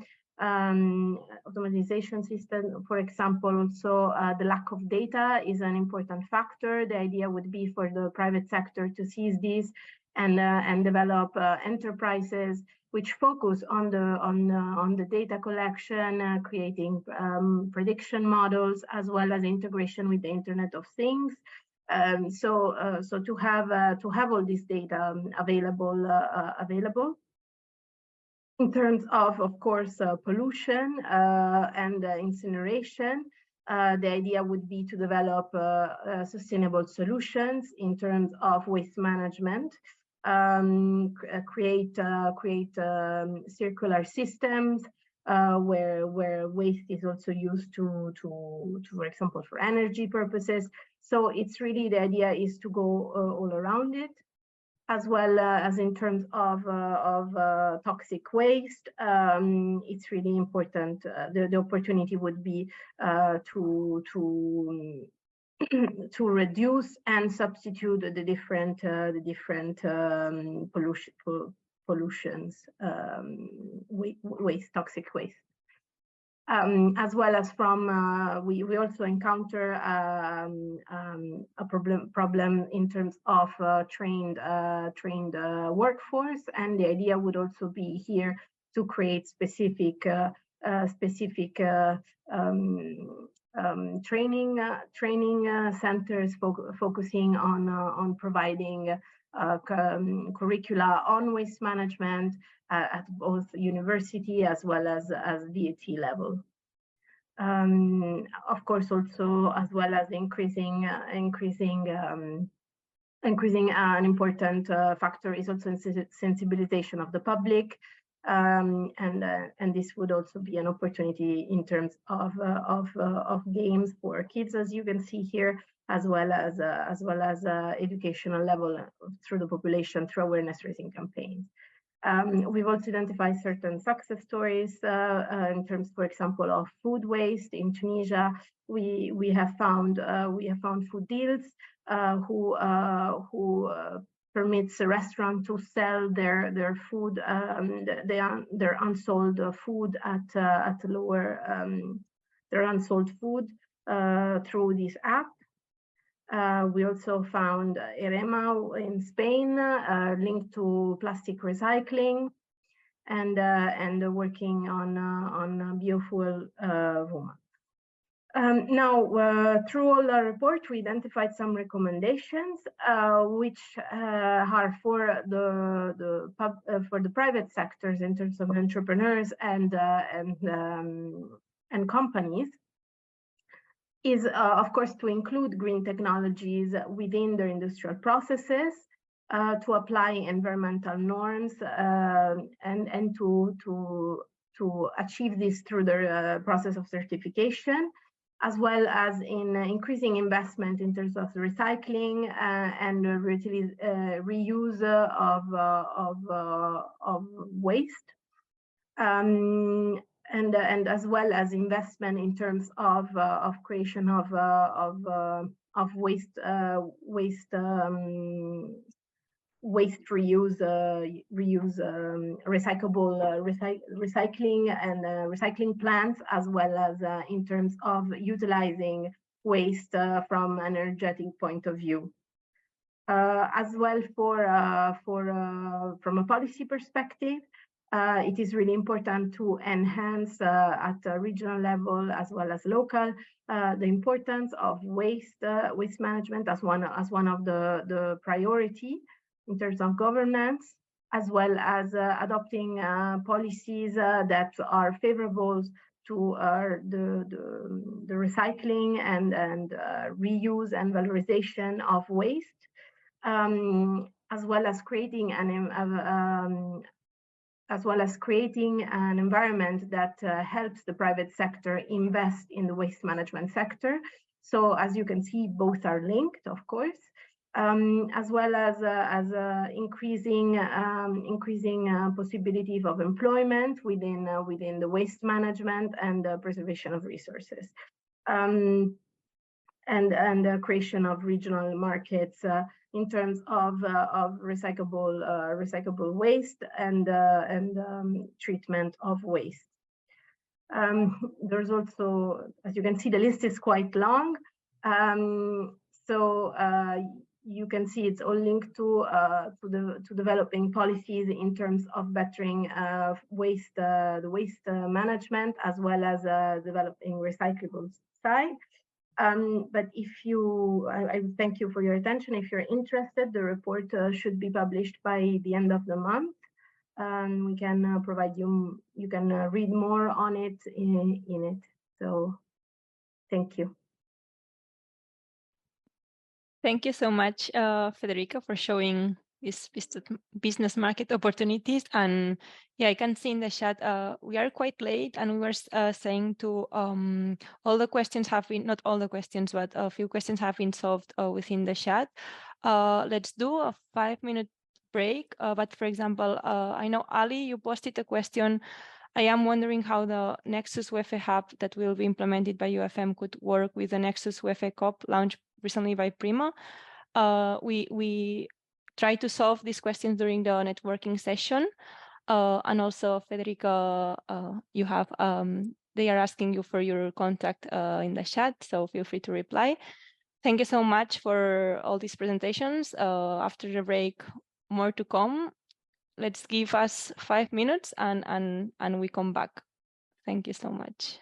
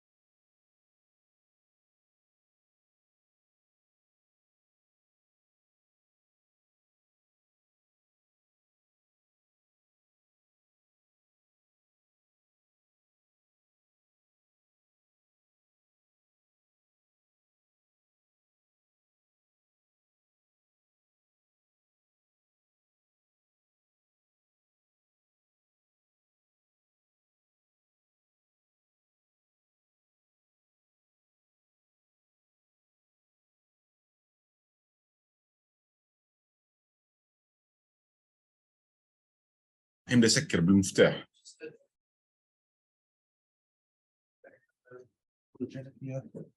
وفاتح الحمام.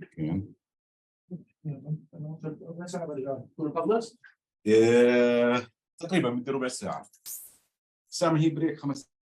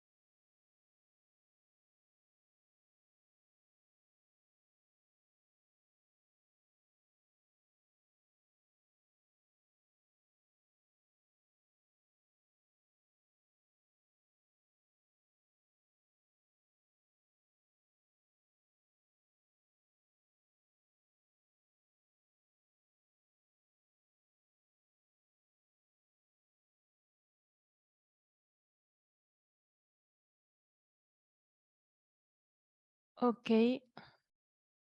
We may start again. Hopefully we give enough time to do a short break. And in the meanwhile, people is joining in again. Before moving to the impacting block, we thought that it would be nice to test our knowledge.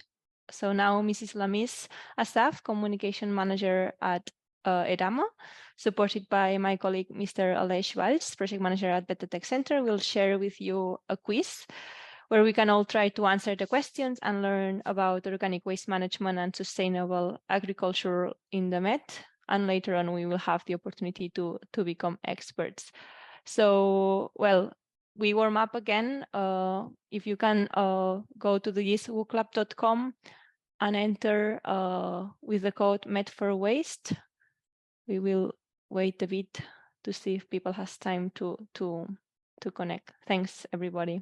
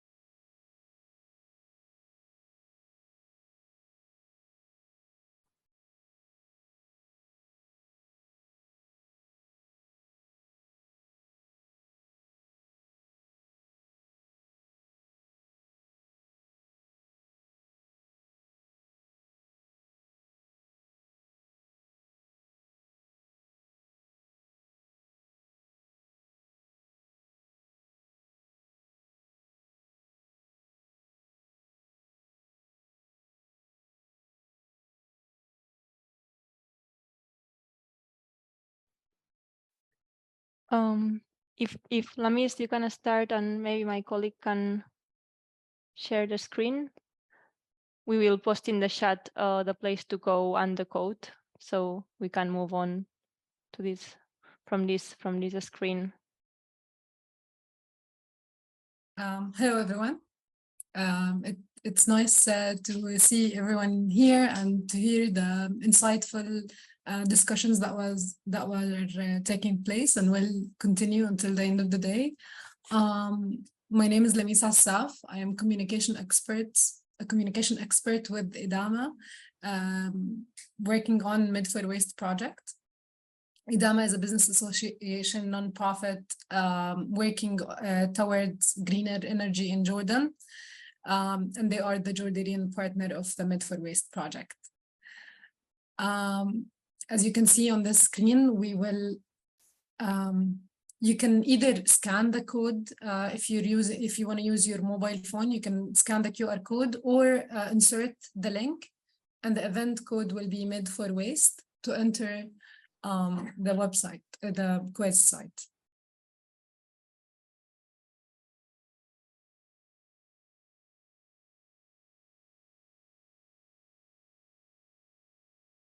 We are waiting for a minute, maybe or two, just for everyone to be to join us in the quiz, and then we will start. You should see a screen that says Mid-Fair Waste and asking you to get ready for the quiz.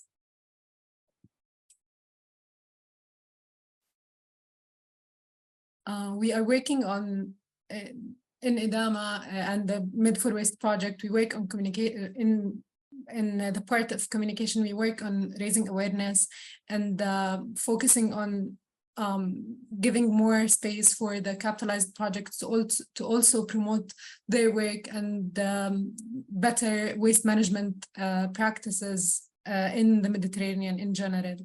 And then during this quiz, we'll test our knowledge together. Some of the questions are, okay, maybe I can start with the questions directly. Which percentage of municipal solid waste per capita has changed in the Mediterranean region during the last 10 years? You will have options. You can select one of the options, and please make sure to submit your answer after you pick your answer.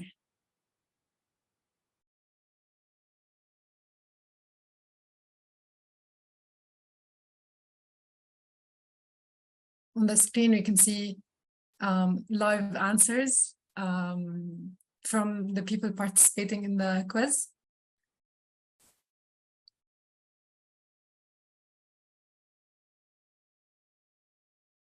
Okay, don't forget to press the submit button after you select the option that you want to select.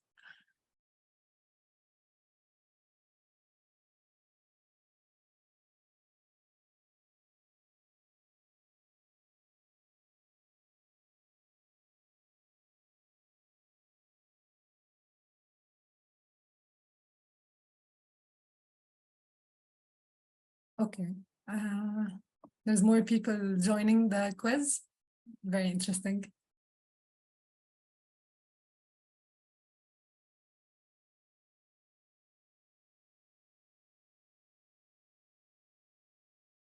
Okay, I think we can move on to the next. Okay, maybe we can move to the next question now.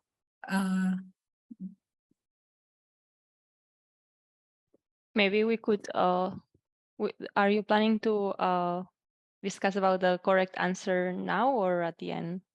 Oh, no, we can mention the correct answer right now. Okay, yeah. So the correct answer for the question is 15% increased. And now we can move to the second question, please.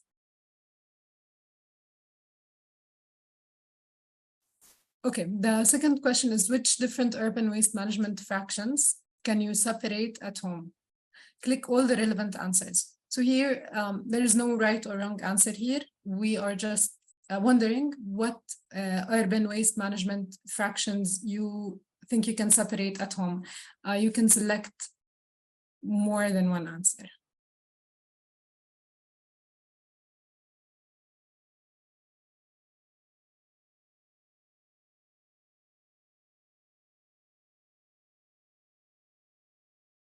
Okay, we can see that there is a lot of selections for organic, which is great.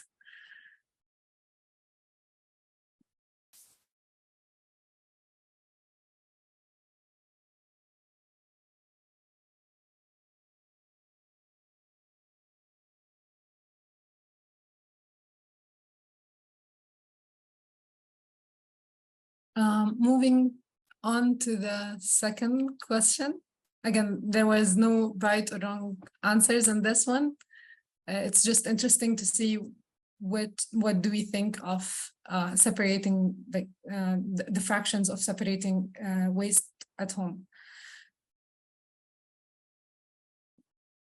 Okay. Next question, what do you do with organic waste at home? Click all relevant answers. Just like the question before, you can select more than one answer to share what you think of what do you do with organic waste at home.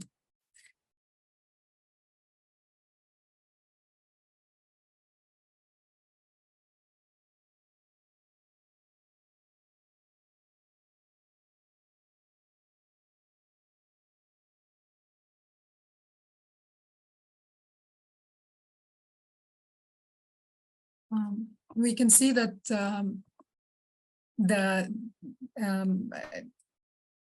biggest percentage, 57% of the participants in the quiz are going with separated in the organic fraction waste bin. Okay. Would maybe, sorry, I'm kind of reacting in here. Would someone who clicked other, if you want to post it in the chat or or mention what are you doing apart from, if you want to share your experience. I'm just trying to react to this other. Yes. Thank you, Lamis. Yeah.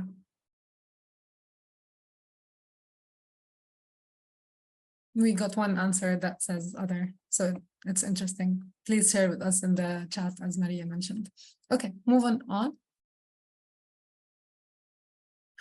Aiming for a net reduction of global waste generation by 2030. Prioritize the following options based on the potential of current implementation.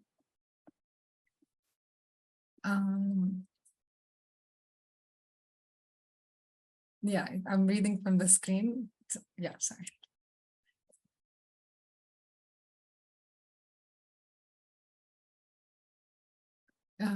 Aiming for a net reduction of global waste generation by 2030, prioritize the following options based on the potential or current implementation in the municipality where you live.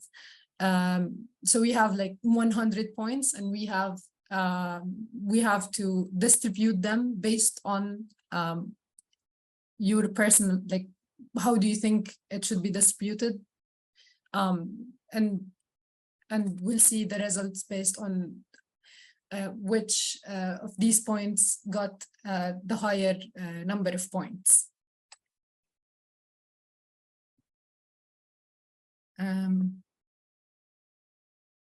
I think we got an answer for the previous question, throw to our chicken in the garden, in regard to the organic waste in the house.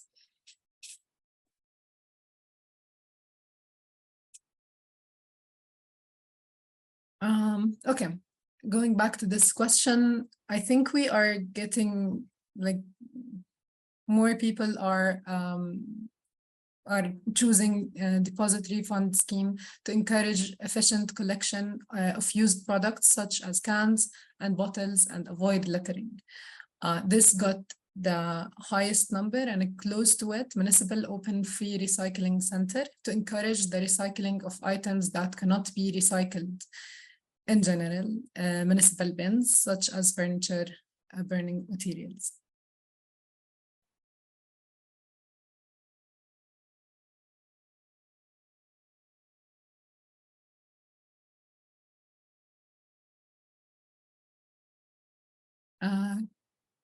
Can we move to the second question?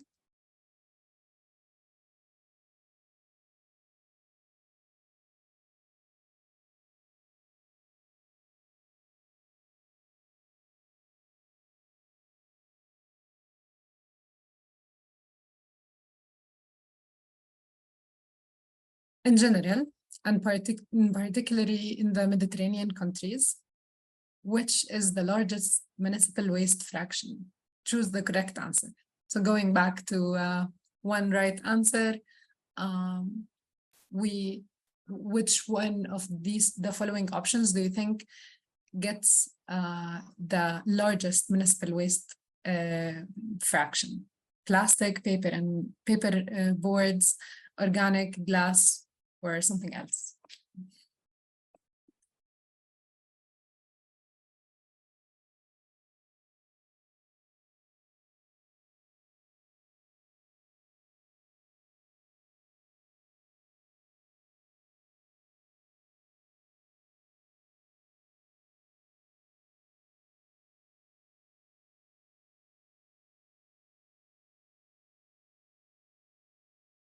And most of the answers are going towards organic.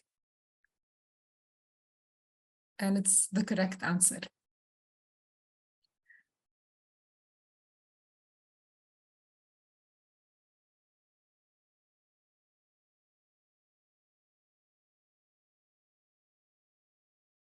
Relate these different waste management practices with their main negative impacts or disadvantages.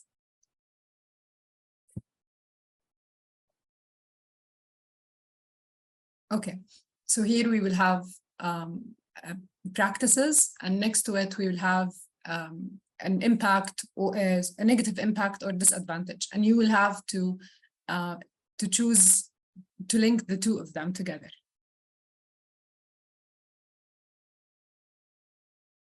You will have like a drop down under each option that you will have a drop down menu for each practice that will have the effect of this practice.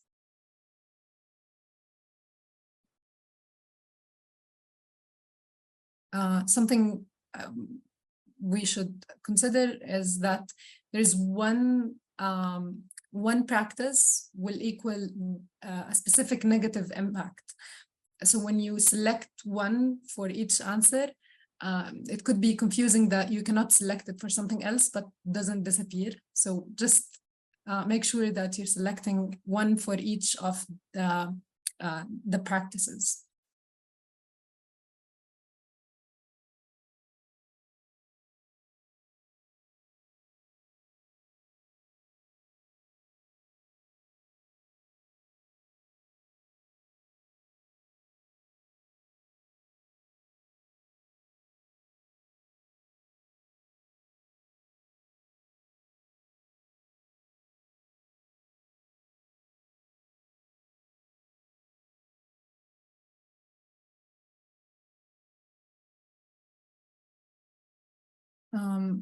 Okay, for instance, the first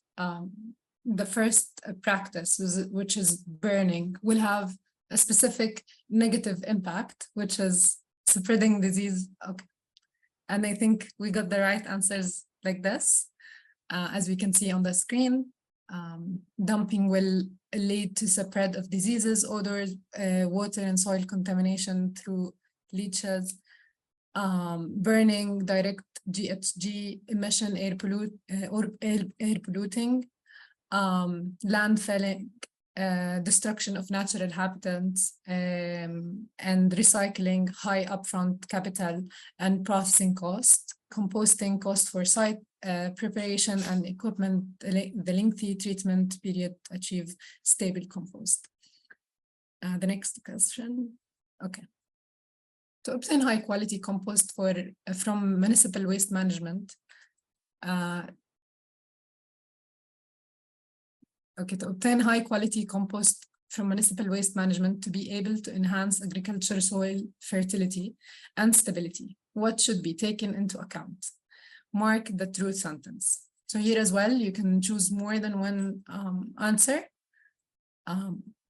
You can choose more than one answer that you think are true sentences. Make sure that you select all the answers that you think are true and then click the submit.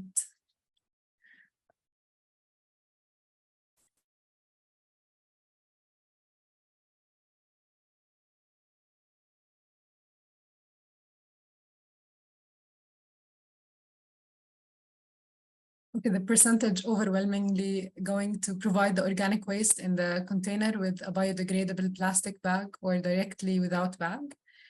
And right under that, we get the be careful if odors or leaches appear as they should not. Very interesting. Okay, moving to the next question.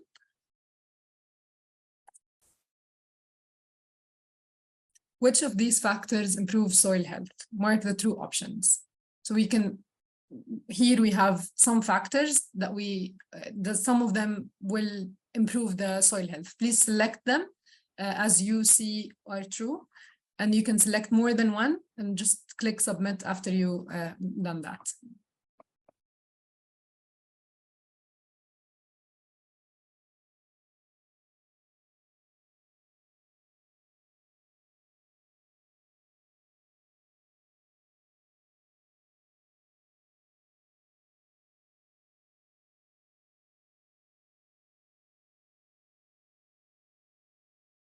Interestingly, we are getting more than a lot of with high percentages.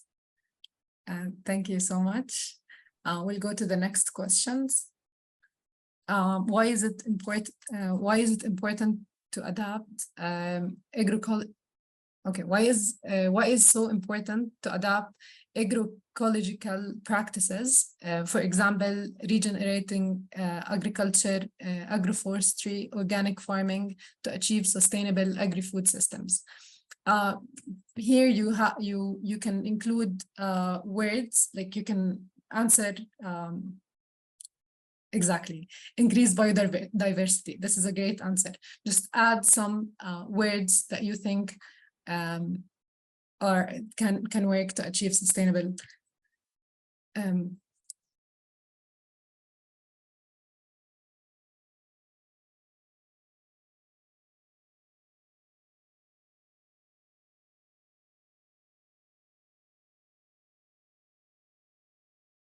you can submit more than one answer. If you feel you have more than one idea, you can include more than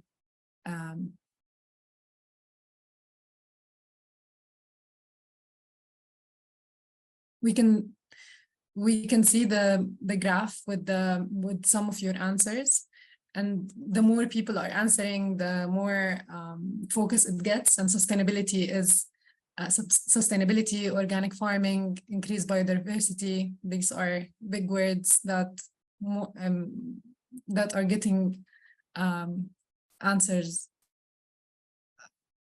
more than others.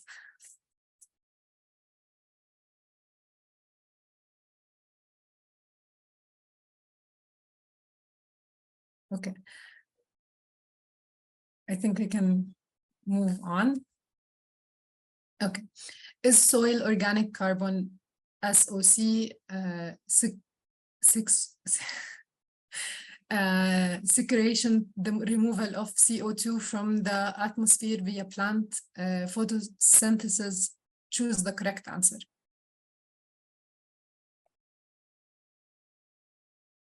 So we have a yes or no question. If you think that statement is correct, you choose one of them.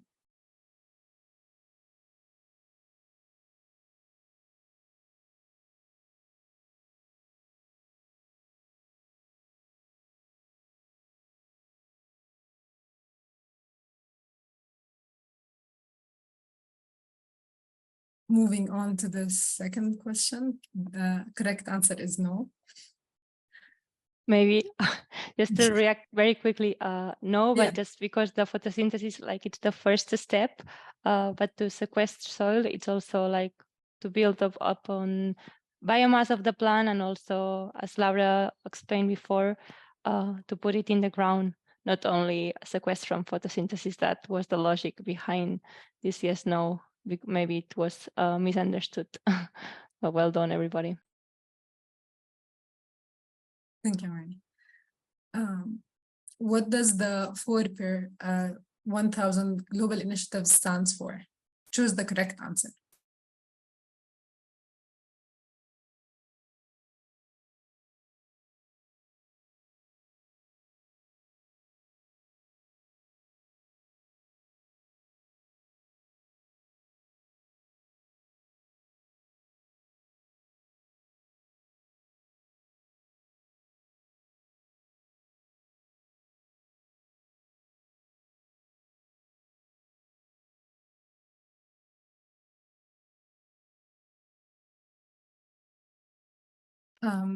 So we are seeing that option number 2, theoretical annual increase of the word SOC stock by 4% of its value would be larger than the 2015 annual increase in CO2 in the atmosphere, which is a major contributor to the greenhouse effect and climate change.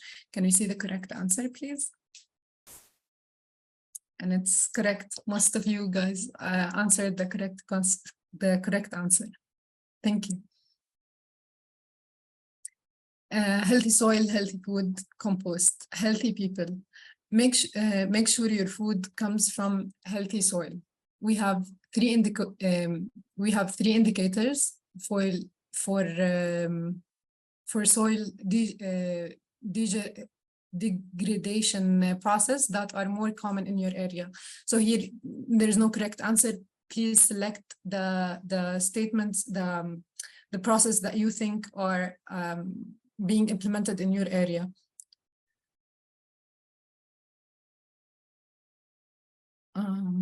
we're seeing that there's 73% erosion, water, wind, harvest, and we have close to that the biodiversity loss.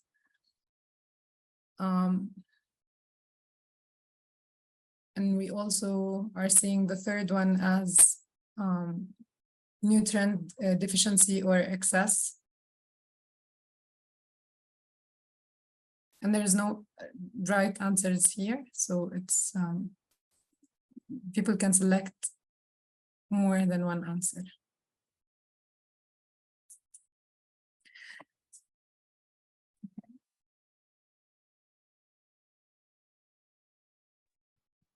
Okay, maybe we stop here. Thank you, everybody. We are super late. We try to move to the impacting session. Thank you, Lamis, for this nice interaction section. And we will also report back the questions. So yeah, we try to give just 5 minutes to the impacting session per intervention, stick with the time, and then we may shape the timing within the networking session with questions to the panel members. So Tashin, if you want to start sharing your screen, introducing the GHOST project, decentralized composting in small towns. Okay, hi everyone. Please.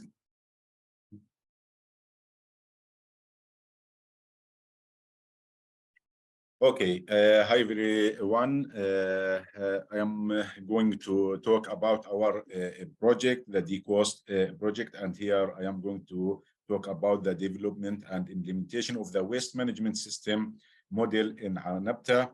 Okay. This solid waste management model was implemented through the DCOST project, which is the decentralized composting system in small towns. This project funded by the ENICBC MED program, and 4 pilots were implemented in 4 countries: in Spain, in Italy, in Palestine, and in Jordan. Here you can see the different pilots that were implemented during the project in Spain, in Palestine, in Jordan, and in Italy. Now I am going to talk about our pilot here in Palestine. Our pilot was implemented in Anabta, which is a town in Tul Karim with about 9,000 capita. And the amount of waste that is generated yearly is about 2,640 ton. Here the wastes are unseparated and collected by the municipality and are sent to Zahrat al-Finjan sanitary landfill. There is no separation and any processing or separation activities are done. All the waste are collected in the waste bins and then collected by the compactors and sent to the sanitary landfill. So our project was a great opportunity or initiative to change the waste management in Anabta town. We started our project by signing an agreement between our university, Palestine Technical University, and Anabta University. The project here consists of 2 components. One is the home composting, where we distributed about 400 composters in Kufr Rumman, and which is a suburb of Anabta, and some remote areas of Anabta. Also, we supplied the municipality of Anabta with a community composter of about 7 cubic meter, as you can see in these figures. During the project, we developed a solid waste management baseline, and we developed also a strategic model for the solid waste management in each country that has a pilot. Before initiating the project, we distribute a questionnaire in order to have a good image about the people view, or how do they think about the implementation of composting system in their town. Also, we did several awareness campaigns through social media, visiting schools, through the TV and radio meetings, and through meetings with locals and influential association to introduce the project.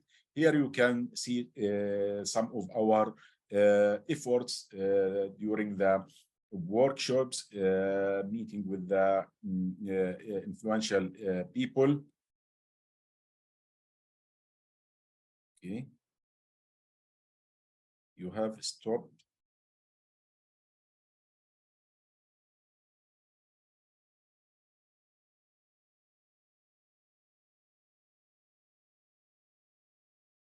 Okay, here you can see our efforts.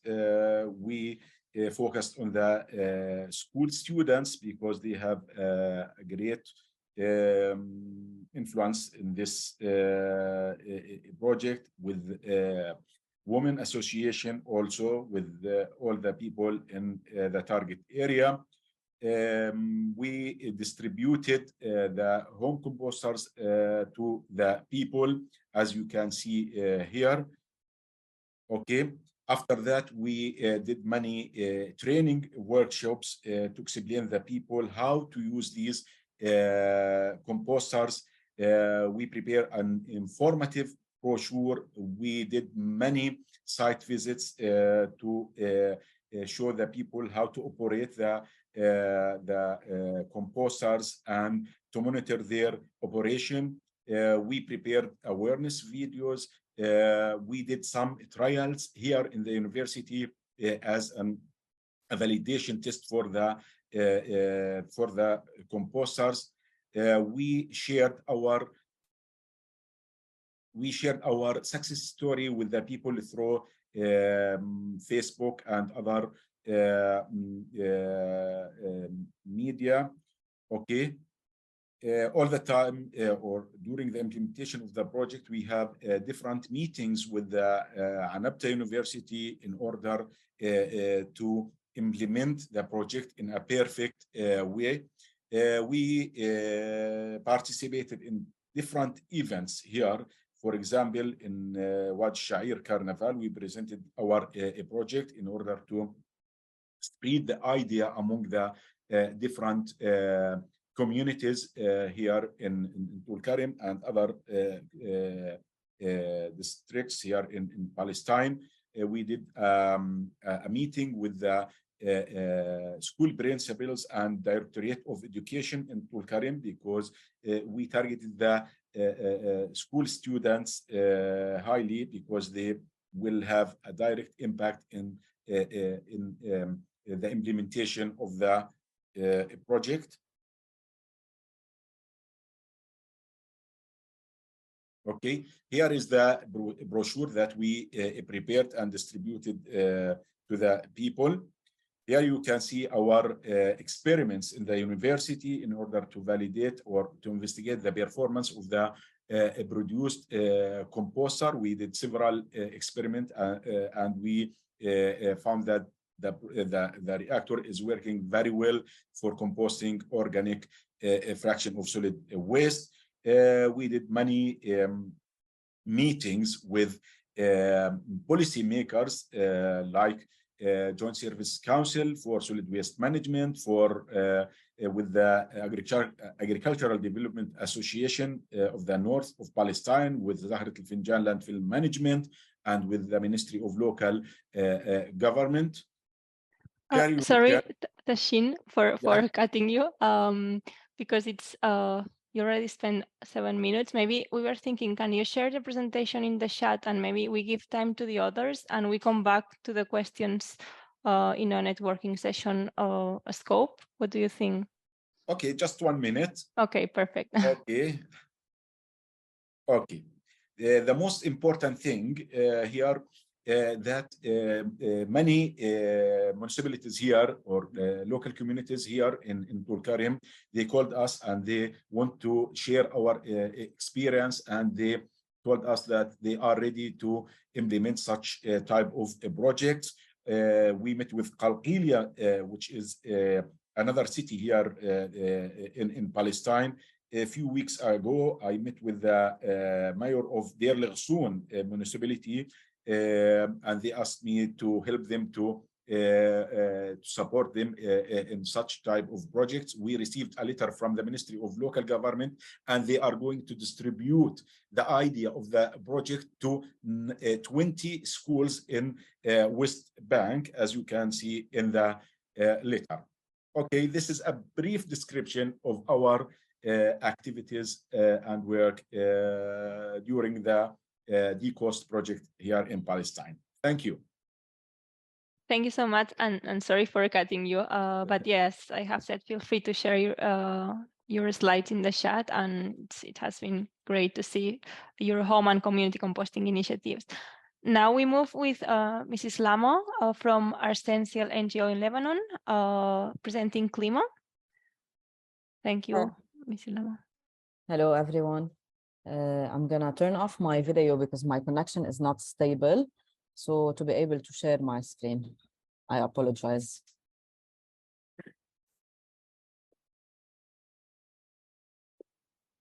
Can you see my screen? Yes.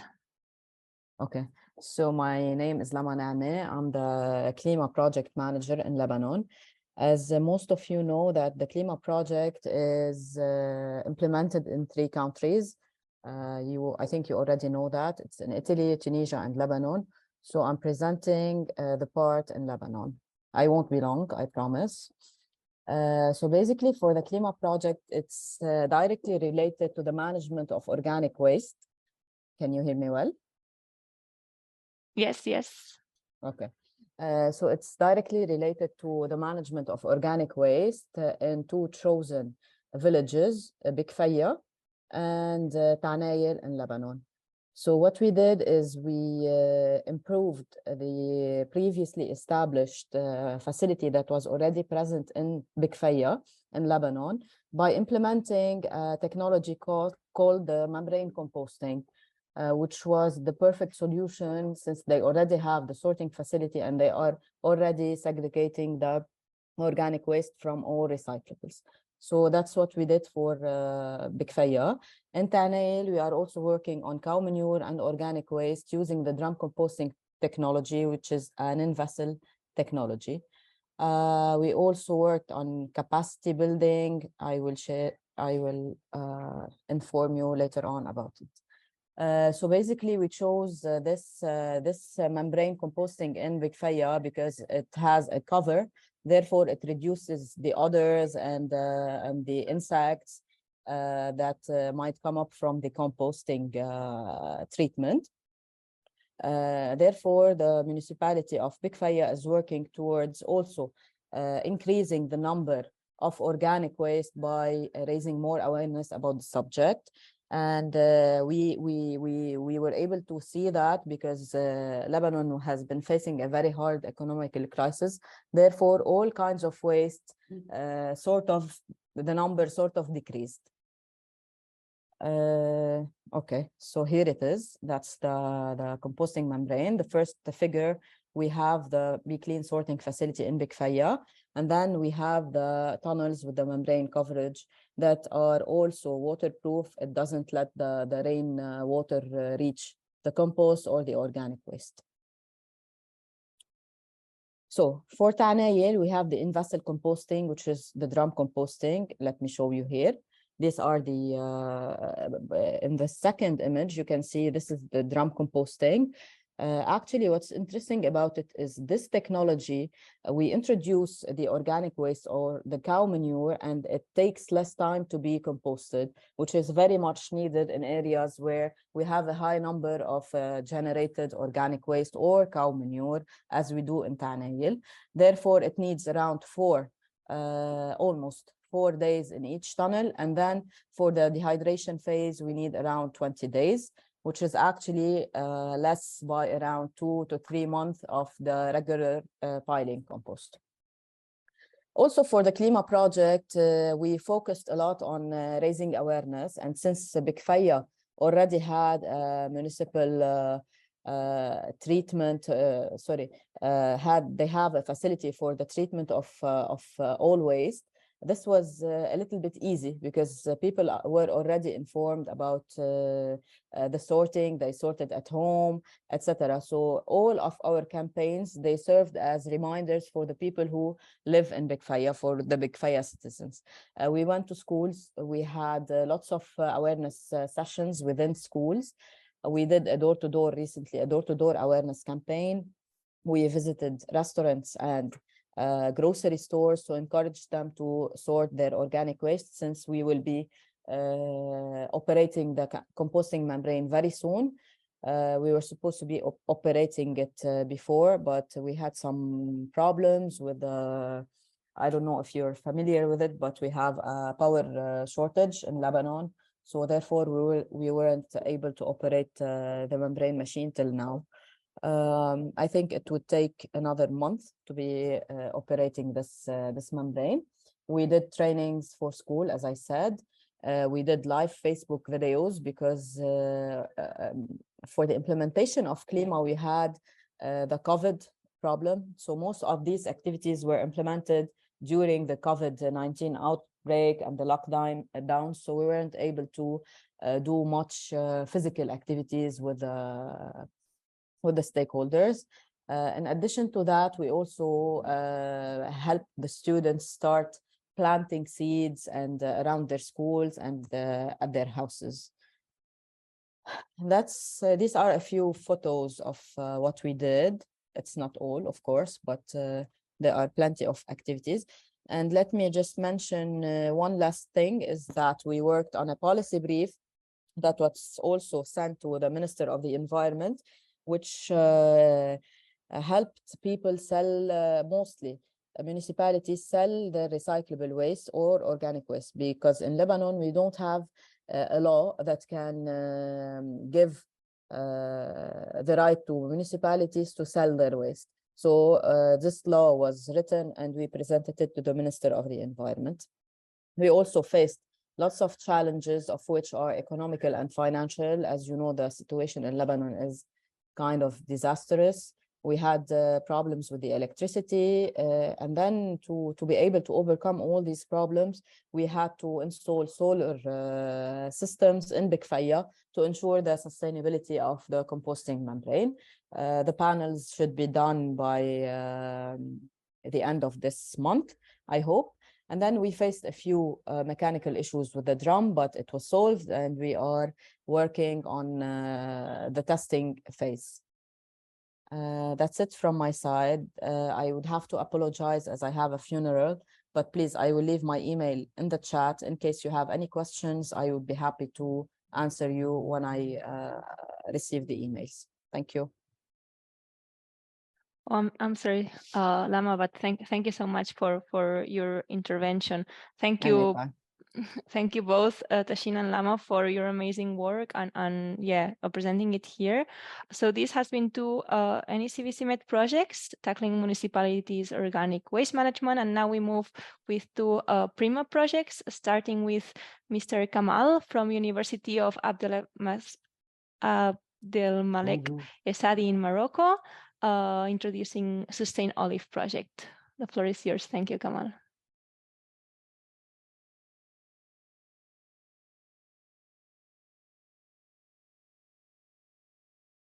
Merci, Maria. Vous m'écoutez? Oui. Très bien. I apologize for my English, so I will speak in French, okay?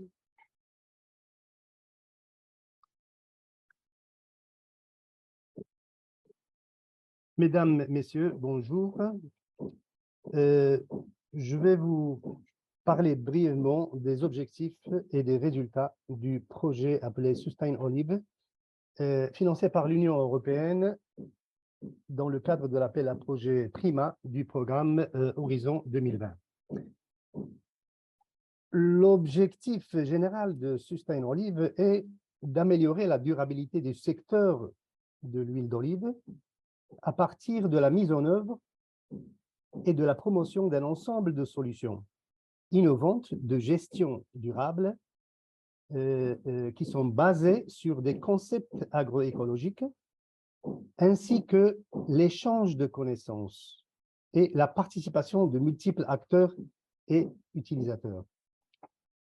Le projet Sustain Olive, coordonné par l'Université de Jaén en Espagne, a été développé dans 6 pays de la région méditerranéenne: Maroc, Portugal, Espagne, Tunisie, Grèce et Italie.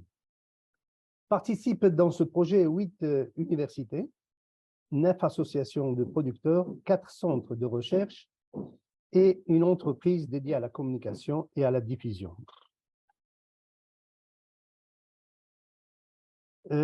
Des expérimentations ont été lancées dans 80 parcelles réparties dans tout l'espace méditerranéen, comparant les résultats selon la gestion traditionnelle et la gestion avec des pratiques technologiquement durables.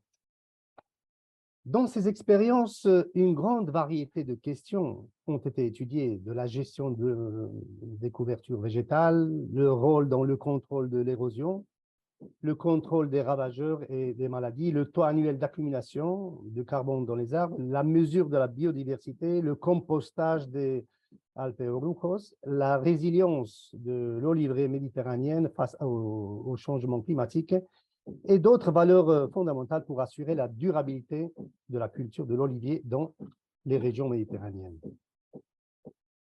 Concernant la diffusion et la communication des résultats, donc il y a, avec les partenaires, un vaste inventaire de ressources pour les agriculteurs, les techniciens de terrain, les responsables d'huileries, les responsables politiques et la population en général. La publication a signalé la publication de 30 résumés pratiques qui montrent de manière didactique certains des résultats de la recherche et leurs liens avec les bonnes pratiques dans le domaine. Les réseaux sociaux ont été impliqués aussi.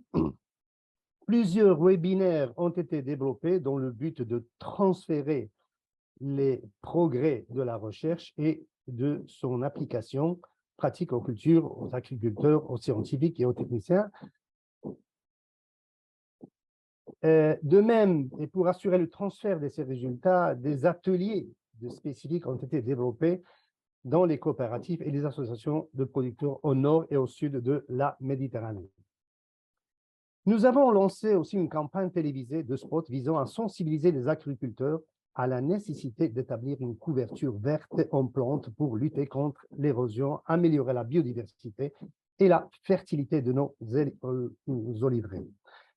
Chose importante, des manuels de bonnes pratiques polycoles ont été traduits en anglais, français, arabe, grec, italien, portugais et espagnol. Plus de 50 000 téléchargements dans le monde entier ont été faits. Nous avons également renforcé notre présence dans les médias avec des publications dans la presse écrite, la radio et la télévision. 43 vidéos ont été montées sur YouTube. Et en ce qui concerne l'objectif de ce séminaire là où on est, un élément d'une importance vitale pour améliorer la durabilité de l'oliveraie et de toutes les cultures ligneuses en général est l'utilisation des sous-produits de l'industrie de l'huile d'olive, principalement l'alpéorujo. Par exemple, rien qu'en Espagne, 7,5 millions de tonnes sont produites et en général, les huileraies ont des difficultés à gérer ces matériaux extrêmement précieux.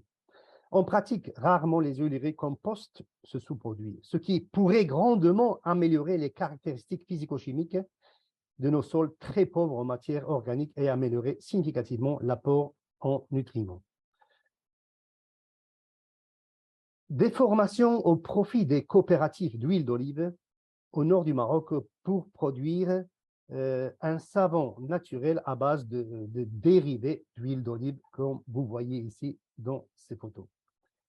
Et puis, autre attente de faisabilité, c'est un essai de valorisation des grignons des olives avec les matériaux locaux pour faire pour construire, pour fabriquer les éco-briques de construction. Et aussi la valorisation des grignons d'olive comme produits énergétiques, par exemple, dans les briqueteries, dans les usines de briqueterie. Et merci beaucoup.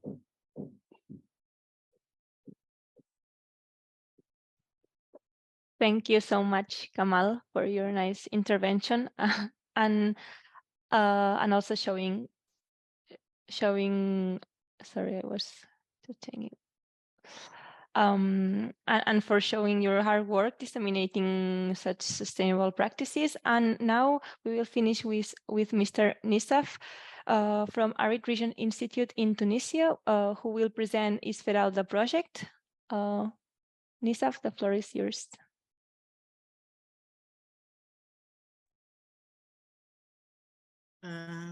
Thank you. Good morning, everybody. I will share my presentation.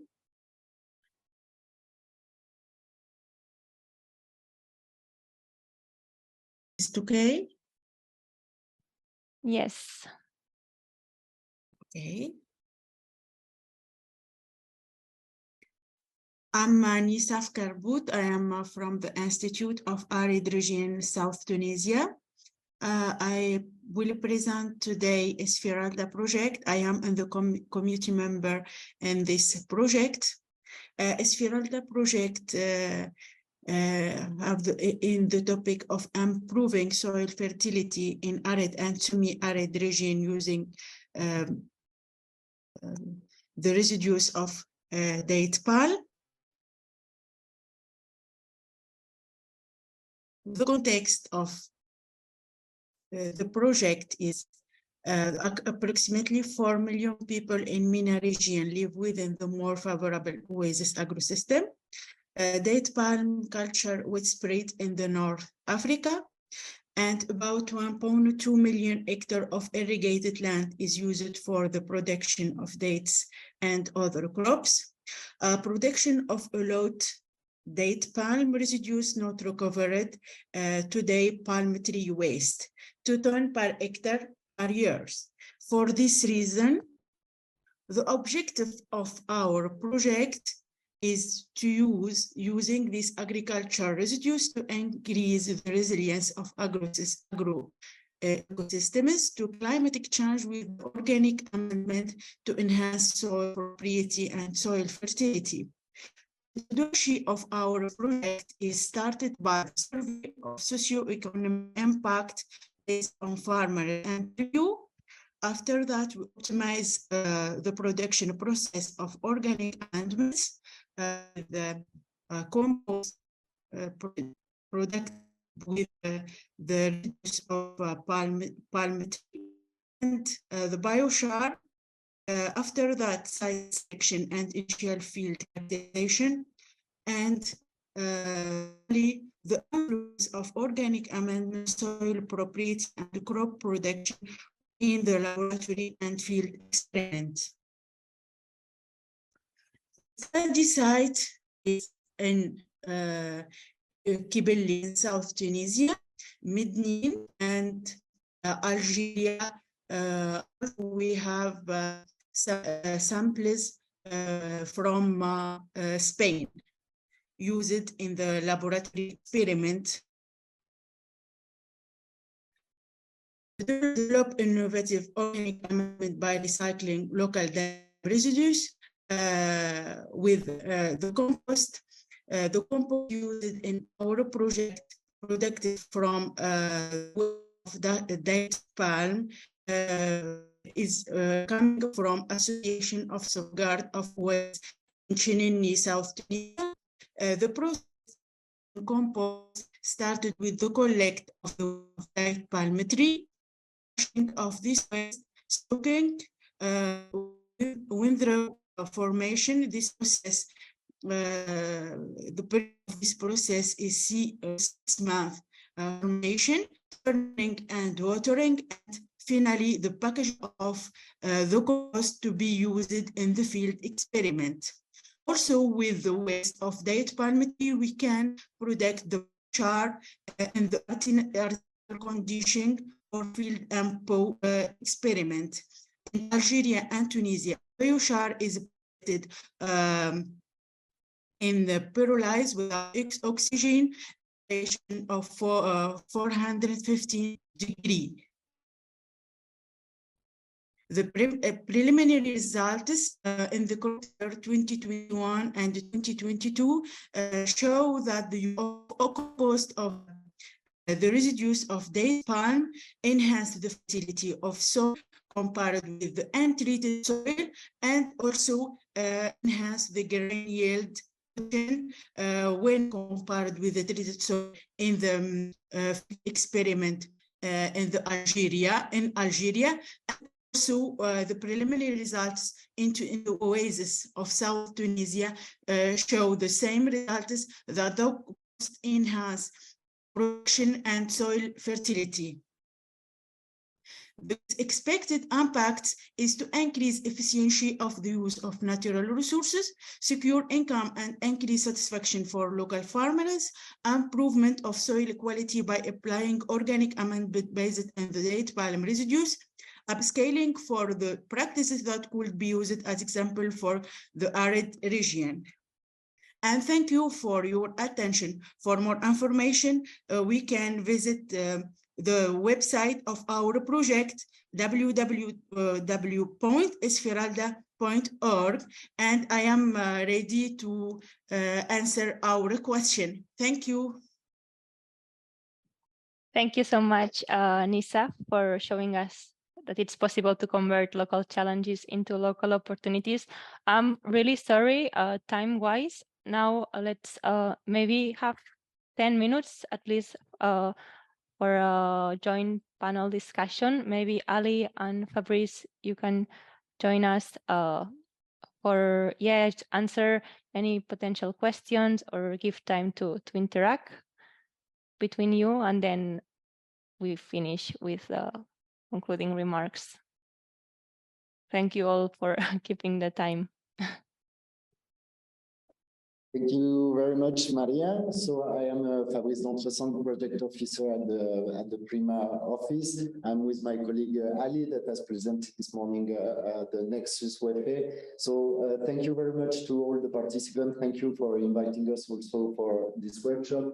We are in the session trying to deal with collaboration, how this can enhance and promote the upscale of the solution that have been presented this morning. So I really want to thank all the presenters because it's very interesting. We have seen different techniques, different contexts, and what we have seen also, we have learned from the quiz that you have organized, is that the organic fraction in our waste is very important. And so maybe we have to change our mind on this and do not see them as waste, but as very useful resources to achieve the sustainable developmental goal, also to achieve a more sustainable farming system or agricultural system. So I know we are very late. We will not take a lot of time, but we have prepared some questions with my colleague Ali, and we would like to ask some questions very quickly to the presenters. So we will start by one question that seems to be important, because many times we have seen that there are solutions that are efficient, that works, but how to implement them on a large scale, or how to upscale this technology. So this is the question we would like to ask to the people that have just presented. So I don't know if I give a name or somebody will start spontaneously, but what we would like to know is what are the main barriers that can be social, economical, political, or technical, or whatever you have in mind, that are a kind of break in the upscale of this solution, or to replicate your solution. So if somebody want to start spontaneously, or we can ask. Nominate. maybe the representative of MA for sure, Joan Marul, your project was dealing with agroforestry, and I think you did a kind of analysis of this barrier that are not allowing the spread of the agroforestry practices in Europe and in the Med. Maybe if we can hear from you.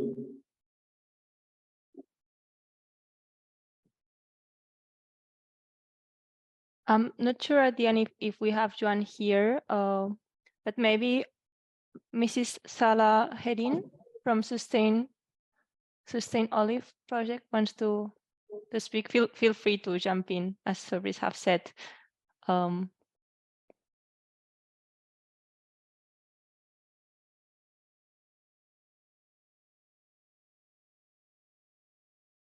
If not, we can also ask this question directly to Tassin Sayaha, who worked at the University of Palestine. They did a lot of job with their local community, so maybe they can identify some barriers. And they have implemented 4 pilots, a very interesting pilot on the composting. Yeah, actually, through this project, the DCOST project, we implemented 4 pilots in different countries, in Palestine, in Jordan, in Spain, and in Italy. And here I can talk or give an overview about our experience in Palestine. Really, we faced some problems or challenges during the implementation of the project. For example, the people here have a low level of knowledge about the composting process and the importance of composting process. But we deal with this issue, or we try to overcome this issue by doing an intensive program of workshops, different campaigns with the students in the schools. So the people now, you can say, have more information, more knowledge about the composting technology, and they appreciate our initiative in order to reduce the problem of solid waste management in our region, because really here in Palestine, solid waste management is a big issue for the country. All the municipalities or local communities suffer from solid waste management. You know, we have many obstacles to transfer the waste to the sanitary landfills. We don't have enough lands. We cannot construct more sanitary landfills. This is a big issue. Also, most of the municipalities here suffer from economical issues. So the implementation of such initiatives in all the local communities here need support, need donation.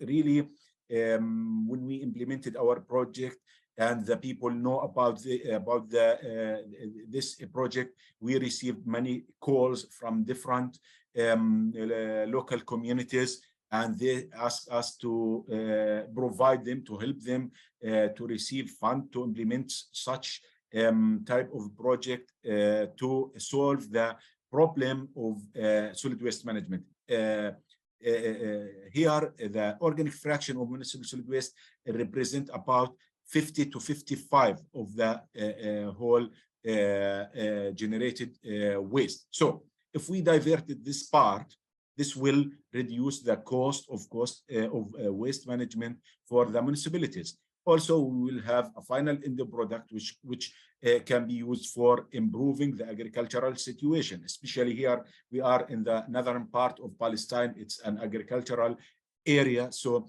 we can gain different benefits if we copy or implement this type of projects. But really, we have to work hard on changing the mentality of the people in order to implement source sorting for the solid waste.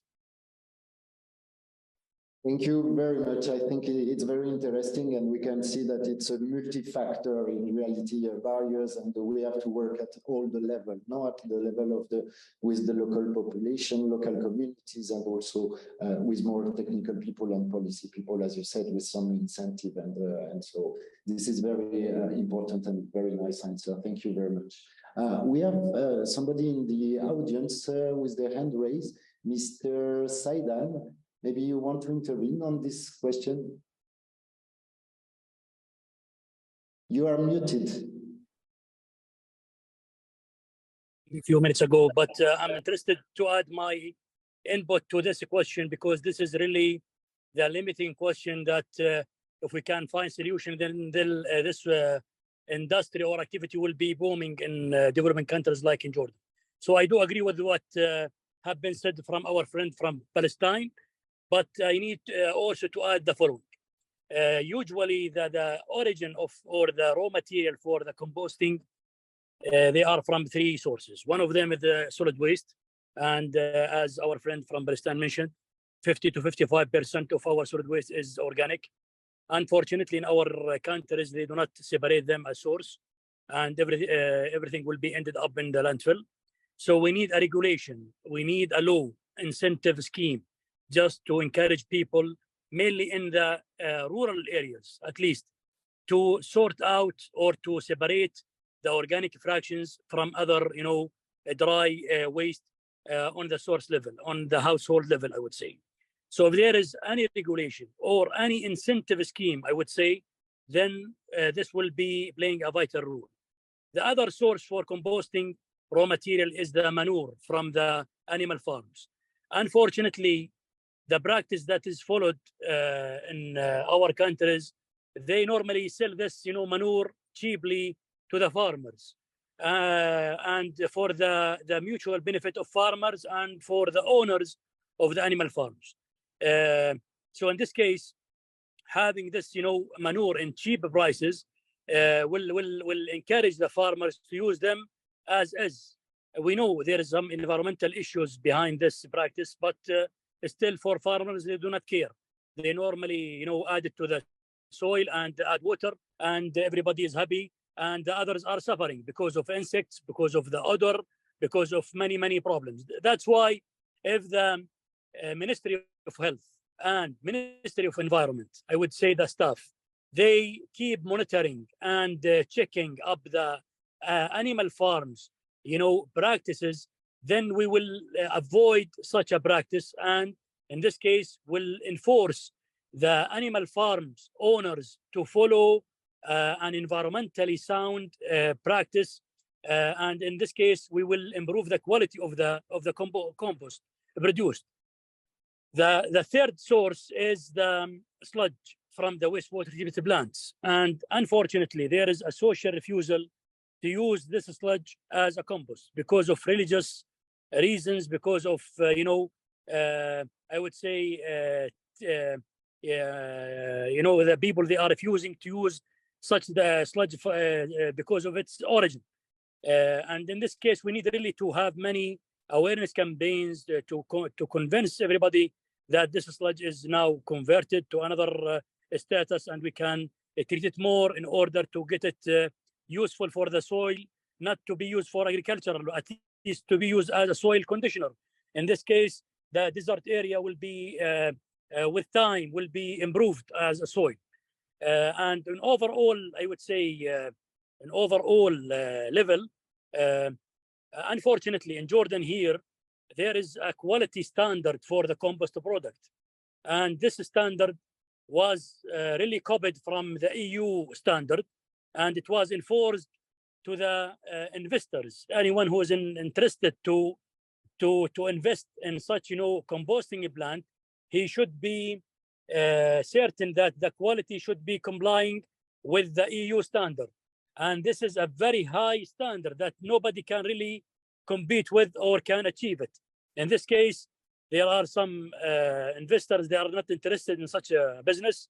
Others, they are trying to violate the system. So we ended up with a different quality of compost that really sometimes, instead of being useful to the soil, it is really having disadvantages to the soil in some cases. So I would say. Thank you very much. I'm sorry, but as we have a limited time, I'm sorry, I don't want to interrupt you because it was very interesting also to have this complementary view. It's from also the point of view of the farmers and the manure and the management. So this is very important, as you said. I really thank you very much. It's just because we have a very short time. I'm sorry to interrupt you. I would like to hear more. Now I pass the floor to my colleague Ali. We will follow. Thank you. Just for this. For the organic matter in the south. In the south, if we see the percentage of the organic matter in the solid wastes, it's between 50 and sometimes in some rural countries, it even will reach 60, 70% and even more. So there's a lot of opportunity in the South Mediterranean to valorize this organic matter to be composted. But this is one issue. We have to, to do this, to separate this, and we need regulation, we need incentives, a lot of things. But the second one, if we need that the compost will be competitive with the manure, because otherwise the manure is very cheap, and the farms will use the manure instead of using the compost. That's two points I would like to highlight, in particular for the Southern Mediterranean countries. Let's go to the second question. Thank you so much. This is, I think, a very good question regarding the enabling factor, in particular the main barrier. But now the question is regarding the replication of the solutions. You have very good solutions, very nice solution implemented at small scale.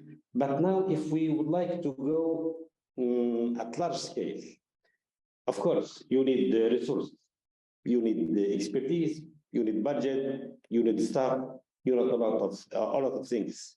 So what is the most important, according to you, when maybe you plan to replicate your solution and outside, let's say in the region, or so what's the most important? Is it the expertise? Is it the budget? Is it the staff? To replicate your solution outside your region. Okay. You can take the floor. Maybe I am seeing Tahsin. Yes. But please, very briefly, because we are out of time. Okay, thank you very much for giving me this opportunity. From my experience, really, here in our region, I think the financial issue is the most important thing. We have a good experience here. We are in the university, have a good experience in the composting process, and we can share our experience with the communities. But really, in order to transfer the idea of this type of projects, we need a financial support to implement these initiatives in different local communities. Really, we have received different calls. 3 weeks ago, the municipality of Deir el-Ghussoun, which is about 20 kilometers from here, from our university, they called me and they invited me in order to discuss with them different issues in order to improve the environmental situation in their village. Also, we received call from Ramin municipality, from Qalqilia, the municipality, which is a city here in Palestine. They came to Anabta municipality and we explained them the idea of the project. They visited the community composter and some of home composter. They appreciated our efforts and they told me we would like to have such a project in our city. But really, we don't have enough money to implement it. How you can help us to have like this project? So the financial issue is a barrier here for most of the localities. And the situation here in Palestine, it's not so fine. So the local communities. Thank you so much. Yeah, it's clear that the financial issue is very important to replicate the solution, but I think it should be thought inside your project. Once you have your project, we need to think about how we can continue and how we can follow up the project. You know, this is the financial part is very important, but also I think the other parts, in particular the expertise, the human resource that will be dedicated to replicate solution also are important. Thank you so much. But I think I'm seeing someone who raises his hand, Salahuddin Azouzi, but now I am not seeing him right now. Yes, Salahuddin, the floor is yours, but you are muted. Please go ahead, briefly, please. Bonjour, salam alaikum. Bonjour. Bonjour à tous. Go ahead. Bonjour à tous. Merci pour cette invitation. Je suis Salahuddin El Azouzi, donc en tant que producteur et en même temps technicien de terrain en agroécologie, que j'avais l'occasion de participer au projet de Sustain Olive avec l'université Abdelmalek Saadi de Tétouan, comme M. Kamel Tergissi a mentionné dans sa présentation. Et nous sommes un petit réseau des producteurs de la région de Ouazzane et Chefchaouen que nous avons impliqués dans le projet de la recherche scientifique et nous avons assuré pas mal des solutions pour répondre à votre pertinente question de capitalisation des solutions et en même temps de valorisation de la filière de l'olivier, notamment surtout les déchets, parce que c'est vraiment les déchets c'est des graignons des olives et les margines qui disposent d'un problème majeur, mais ce sont des produits organiques à valoriser pour les matières organiques comme des fertilisants.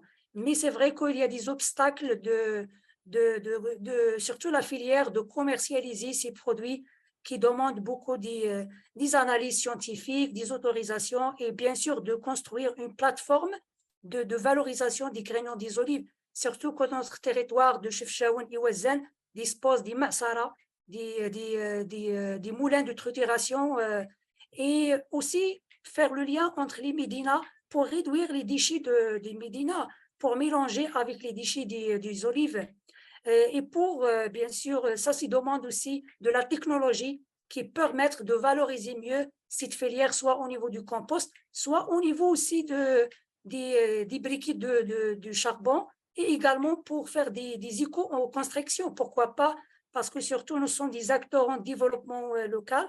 Nous avons testé comment on peut valoriser des graignons solides des olives, mais ce n'est pas la pâte, pour faire des éco-briques, mais ça demande aussi la recherche scientifique, demande d'accompagnement, demande de produire des machines de la presse pour faire des briques à base, bien sûr, de la paille, des graignons des olives, et pourquoi pas aussi de la terre, surtout la terre argileuse qui permettent de produire des briques écologiques. Et bien sûr, parce que l'enjeu qu'on parle toujours de la Méditerranée, c'est comment d'assurer la sécurité alimentaire et de faire l'économie circulaire entre la population des villes et la population du monde rural, parce que c'est vraiment, nous sommes des producteurs au monde rural, et comment produire des produits organiques qui permettent de réduire les impacts négatifs du changement climatique, surtout que dans nos territoires bassin méditerranéen, on reconnaît des impacts forts de la chaleur et bien sûr le rareté de l'eau, et pour réduire le CO2 dans le sol. Donc, les solutions capables de produire du compost et la gestion des fermes en agroécologie. Ce sont des approches maintenant de localiser, ou comment dire, du système et des solutions entre le fertilisant du sol organique et la gestion de l'eau et la diversité organique, parce que la diversité par rapport à la plantation. Mais pour les obstacles d'appliquer tout ça, qui demandent quand même des mécanismes d'accompagnement et mécanismes de réseautage entre les producteurs et les consommateurs des villes pour assurer la durabilité et assurer le projet Sustain Olive. Vraiment, nous avons accumulé des expériences très importantes et avec nos doctorants qui ont suivi la recherche scientifique, surtout au niveau du compost avec les petits producteurs de l'olivier. Et merci pour cette opportunité de vous exprimer des solutions capables qui permettent de valoriser mieux les déchets organiques. Et merci beaucoup. Merci beaucoup. Thank you so much, Saladin. It's nice to hear another voice, another stakeholder, because we like to see all the opinion or the feedbacks, not only from the research communities, but also from the end users, from the farmers, from the association of farmers. Thank you so much. Yeah, I see that's very important to tackle all the challenges. It's not easy, but you know, the financial part is very important. But also what I would like to add here is the public-private partnership.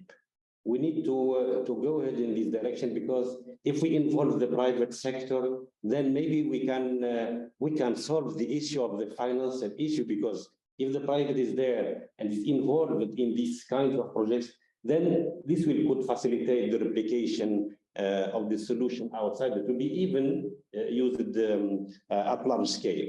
Thank you so much, Saladin. I don't know if there's any other person who would like to intervene. Otherwise, I give the floor to Fabrice to follow up with the question. Thank you very much. I want to echo also what just said Ali, because for me it's very important to hear all the voices and here to have a representative of the farming part, the producer. I really believe that we all have to work together, and this is also the topic of this session, how collaboration can enhance all the results we have, can push to upscale. And what Ali said is very, very important, because we are all aware there is always a problem of finance. This is for sure. And sometimes our project, the type of project we fund, you receive money for 3 or 4 years, but we know that after that, what happened?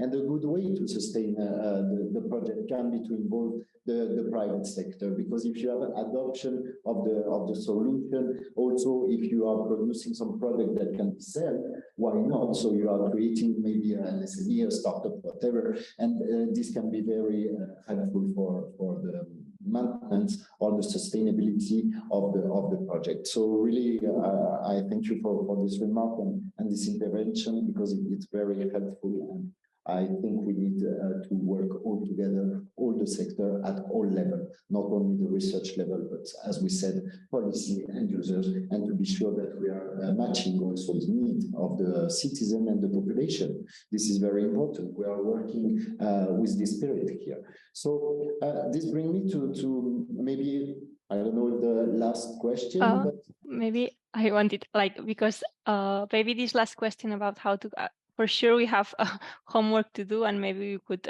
arrange another workshop in that sense, just to generate more networking session, because yeah, so maybe to follow up with your question regarding how can we further collaborate, which I guess it has been already very interesting, this webinar, to interact and see different options, but maybe we give the floor to the concluding remarks speakers. So to wrap up with this final question, and thank you so much, but we are super late, so I'm really sorry to cut you, but I think we move to the concluding remarks, and if somebody wants to add something else, take advantage of the chat, and we will try to bring more opportunities to have these networking and collaboration sectors. If thank you so much. So maybe Harris, you can start, and then Alessandra will close the session. Thank you so much, everybody. Thank you, Maria, and thank you for everybody for their patience despite the delay. I think it was a really unique privilege to hear from a great set of speakers and panelists how we can address and tackle one of the most long-standing challenges of the Mediterranean region, which is the issue of urban waste management, by overcoming silos and adopting a holistic approach, which is urgently needed.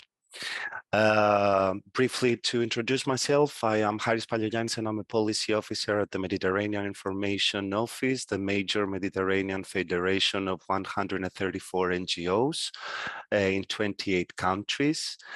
MIOX, in synergy with our members and the networks we facilitate and other partners such as the UFM, we have been for many years addressing sustainable waste management, including organic, and trying to facilitate the effective dissemination via our channels and mobilize also other influential circles through interrelated interventions or approaches. And the Med4Waste project has been such an opportunity.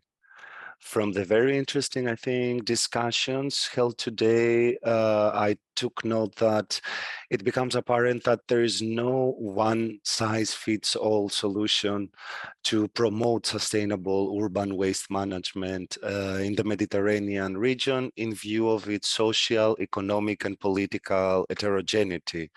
We see that waste management in many Mediterranean countries, especially MENA, they face multiple drawbacks that require strategic solutions and collaboration among institutions. On the other hand, extensive landfilling remains the most common practice in the entire region. I think, in my opinion, the enabling environment to mainstream effective organic waste management will require a combination of both centralized and decentralized approaches. Updated and coherent institutional frameworks in each country really can play a critical role in developing action plans and the appropriate infrastructure to support decentralized waste management, while on the other hand, on the individual level, communities should and must take action to reduce their waste and implement sustainable practices. Last week, it was a recent report from the European Environment Agency highlighted that Europe is still far from reaching its ambition to double the circular use of material. And despite the EU Circular Economy Action Plan or enhanced waste recycling, we see that this is not sufficient by itself, as ambitious strategies are like that. As long as they remain fragmented and they don't focus on food waste reduction in all stages of the agri-food chain, these are priority areas that a lot of times are overlooked. I don't want to waste a lot of time. I just want to lay out the way forward and take bold actions to shift to more circular and sustainable practices by summarizing a couple of key challenges that I think were highlighted by many speakers and a lot of participants in the chat. As we heard, I think from the plethora of the good practices presented, there is available infrastructure and technologies to support sustainable organic waste management. There are a lot of good solutions, but we see that implementation is slow and there is limited availability of financing options, particularly in the private sector. Public and private partnerships for solid waste management services, it is a promising alternative for many Mediterranean countries. While on the other hand, greening national budgets can boost the incorporation and mobilization of the private sector in the transition towards a green circular economy, subsequently also to the agricultural sector. We saw in the quiz that Lamis kindly presented that there is still lack of awareness and understanding among stakeholders, including myself, about the benefits or facts regarding sustainable organic waste management and composting, the benefits to restore soil quality. I think sustainable consumption and circularity, they start with behavioral change. And this requires systematic, formal, non-formal, and informal education and public awareness. The role of education for sustainable development is really critical for a circular economy, which cannot be achieved without well-informed and educated stakeholders, citizens, and the society as a whole. And lastly, a third point I took note of is the policy fragmentation and the lack of strong regulatory frameworks or policy incentives. This challenge is a cross-sectoral challenge. So maintaining soil organic carbon, improving water retention, increasing biodiversity, these should be recognized as opportunities to drive national Mediterranean strategies regarding green growth and sustainable development. I think such an enabling environment will facilitate implementation and evaluation of greener practices, which is a need for the region. We must not forget to minimize the risks in acceptance of the local communities of all of the above. For example, not to forget to address odor nuisance from composting and citizen participation in solutions and monitoring of these measures. I would like to close by flagging 2 upcoming capitalization events of the Med4Waste project with the valuable support of the Union for the Mediterranean that we believe will continue the meaningful dialogues on the way forward to more sustainable waste management systems in the Mediterranean region. The first one is on the 8th of June. It is an online side event during the EU Green Week. My colleague Aleix also, I think, posted the link in the chat. The event will showcase, again, relevant waste management practices. And the second event will take place in late October, in November. It still needs to be confirmed. It is a study visit of at least 25 policymakers, mostly ministry officials, local authorities, and other stakeholders from North Africa and Middle East countries to Sardinia, to see up close a success story on decentralized management of organic waste. It will be co-organized with the EU-funded Water and Environment Support West project, with, of course, expertise provided by ACR Plus and the support of the Union for the Mediterranean. Make sure to subscribe to our newsletter and social media and stay updated for the upcoming events and project results.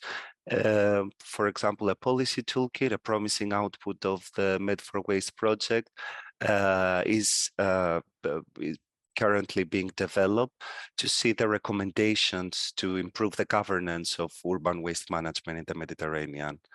Thank you so much to the organizers and for the time. Alessandra, the floor is yours. Yes. Many thanks, Harris, and many thanks, everybody. I will just race against time using the last 2 minutes of this very impressive webinar. Actually, a unique opportunity to put together all this information. I'll actually echo what Harris said about various points. The fit for all measures, of course, cannot be applied. The need for more coordination. Of course, this is what we have been doing over the past years. And I think, we can notice the remarkable change in coordination among programs over the past years. You mentioned many times, Harris and colleagues, about solution. This is what we have been showcases. Now we have to turn actually this solution into a critical mass that indeed can move the mechanism forward so that it rolls on its own. This is, of course, applying to green circular economy at large, but to, of course, a food system in particular. What I would like, of course, to echo again is also your reference to the greening national budget, which is, of course, still a pending and very important issue at Mediterranean level. And maybe this is something we can keep in the target for the months to come. I'd like, of course, also to mention more from a technical perspective that, of course, a compost of high quality can be applied to the soil, indeed, to maintain and improve the organic carbon in soil itself, and in this way also avoid erosion and desertification and directly contribute to climate change. And the good management, of course, of urban organic waste and also of organic waste from agriculture and forestry through composting allow to recover this important resource and contribute overall to soil fertility. So in the spirit of the webinar itself, we are indeed praising this very important initiative from NCBC Med and Prima, which collaborated actually to provide and pool all this knowledge. And I'd like actually also to make a reference to another important, let's say, initiative, which is the Sustainable Food System Mediterranean, which is actually a partnership from FAO, CM, Prima, the One Planet and UFM, which is indeed in the spirit of the UN Food Summit, following on the recommendation taken at Mediterranean level and linking directly with all these activities. Same applies also to the governance projects just approved, as well as another set of important initiatives associated to the UN Decade for Ecosystem Restoration on landscape restoration and forestry, which should be linked also to all this work. With this, I would like also to conclude. I see that we already passed the 30 minutes. Tomorrow, we will have the 4th UFM working group on environment and climate change.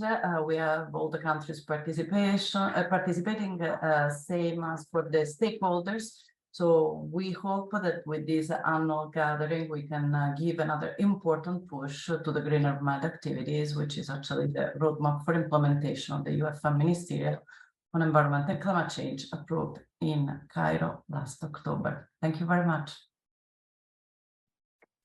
Thank you so much, everybody. Yeah, huge thanks to all of you, also the participants. And I don't want to be long. All have been already shared on the chat, and we will follow up to all registered participants with a satisfaction survey, as well as the link to the recorded webinar. And yeah, we definitely have to prepare another webinar to follow up on all these raised challenges. Thank you, everybody. Hope you have a nice rest of your day. Bye, everybody. Thank you very much. Thank you very much. Thank you so Bye. much. Bye. Thank you, Bye Maria, bye. for the excellent coordination. Excellent. Thank you, all of you. Bye. Bye. Thank you.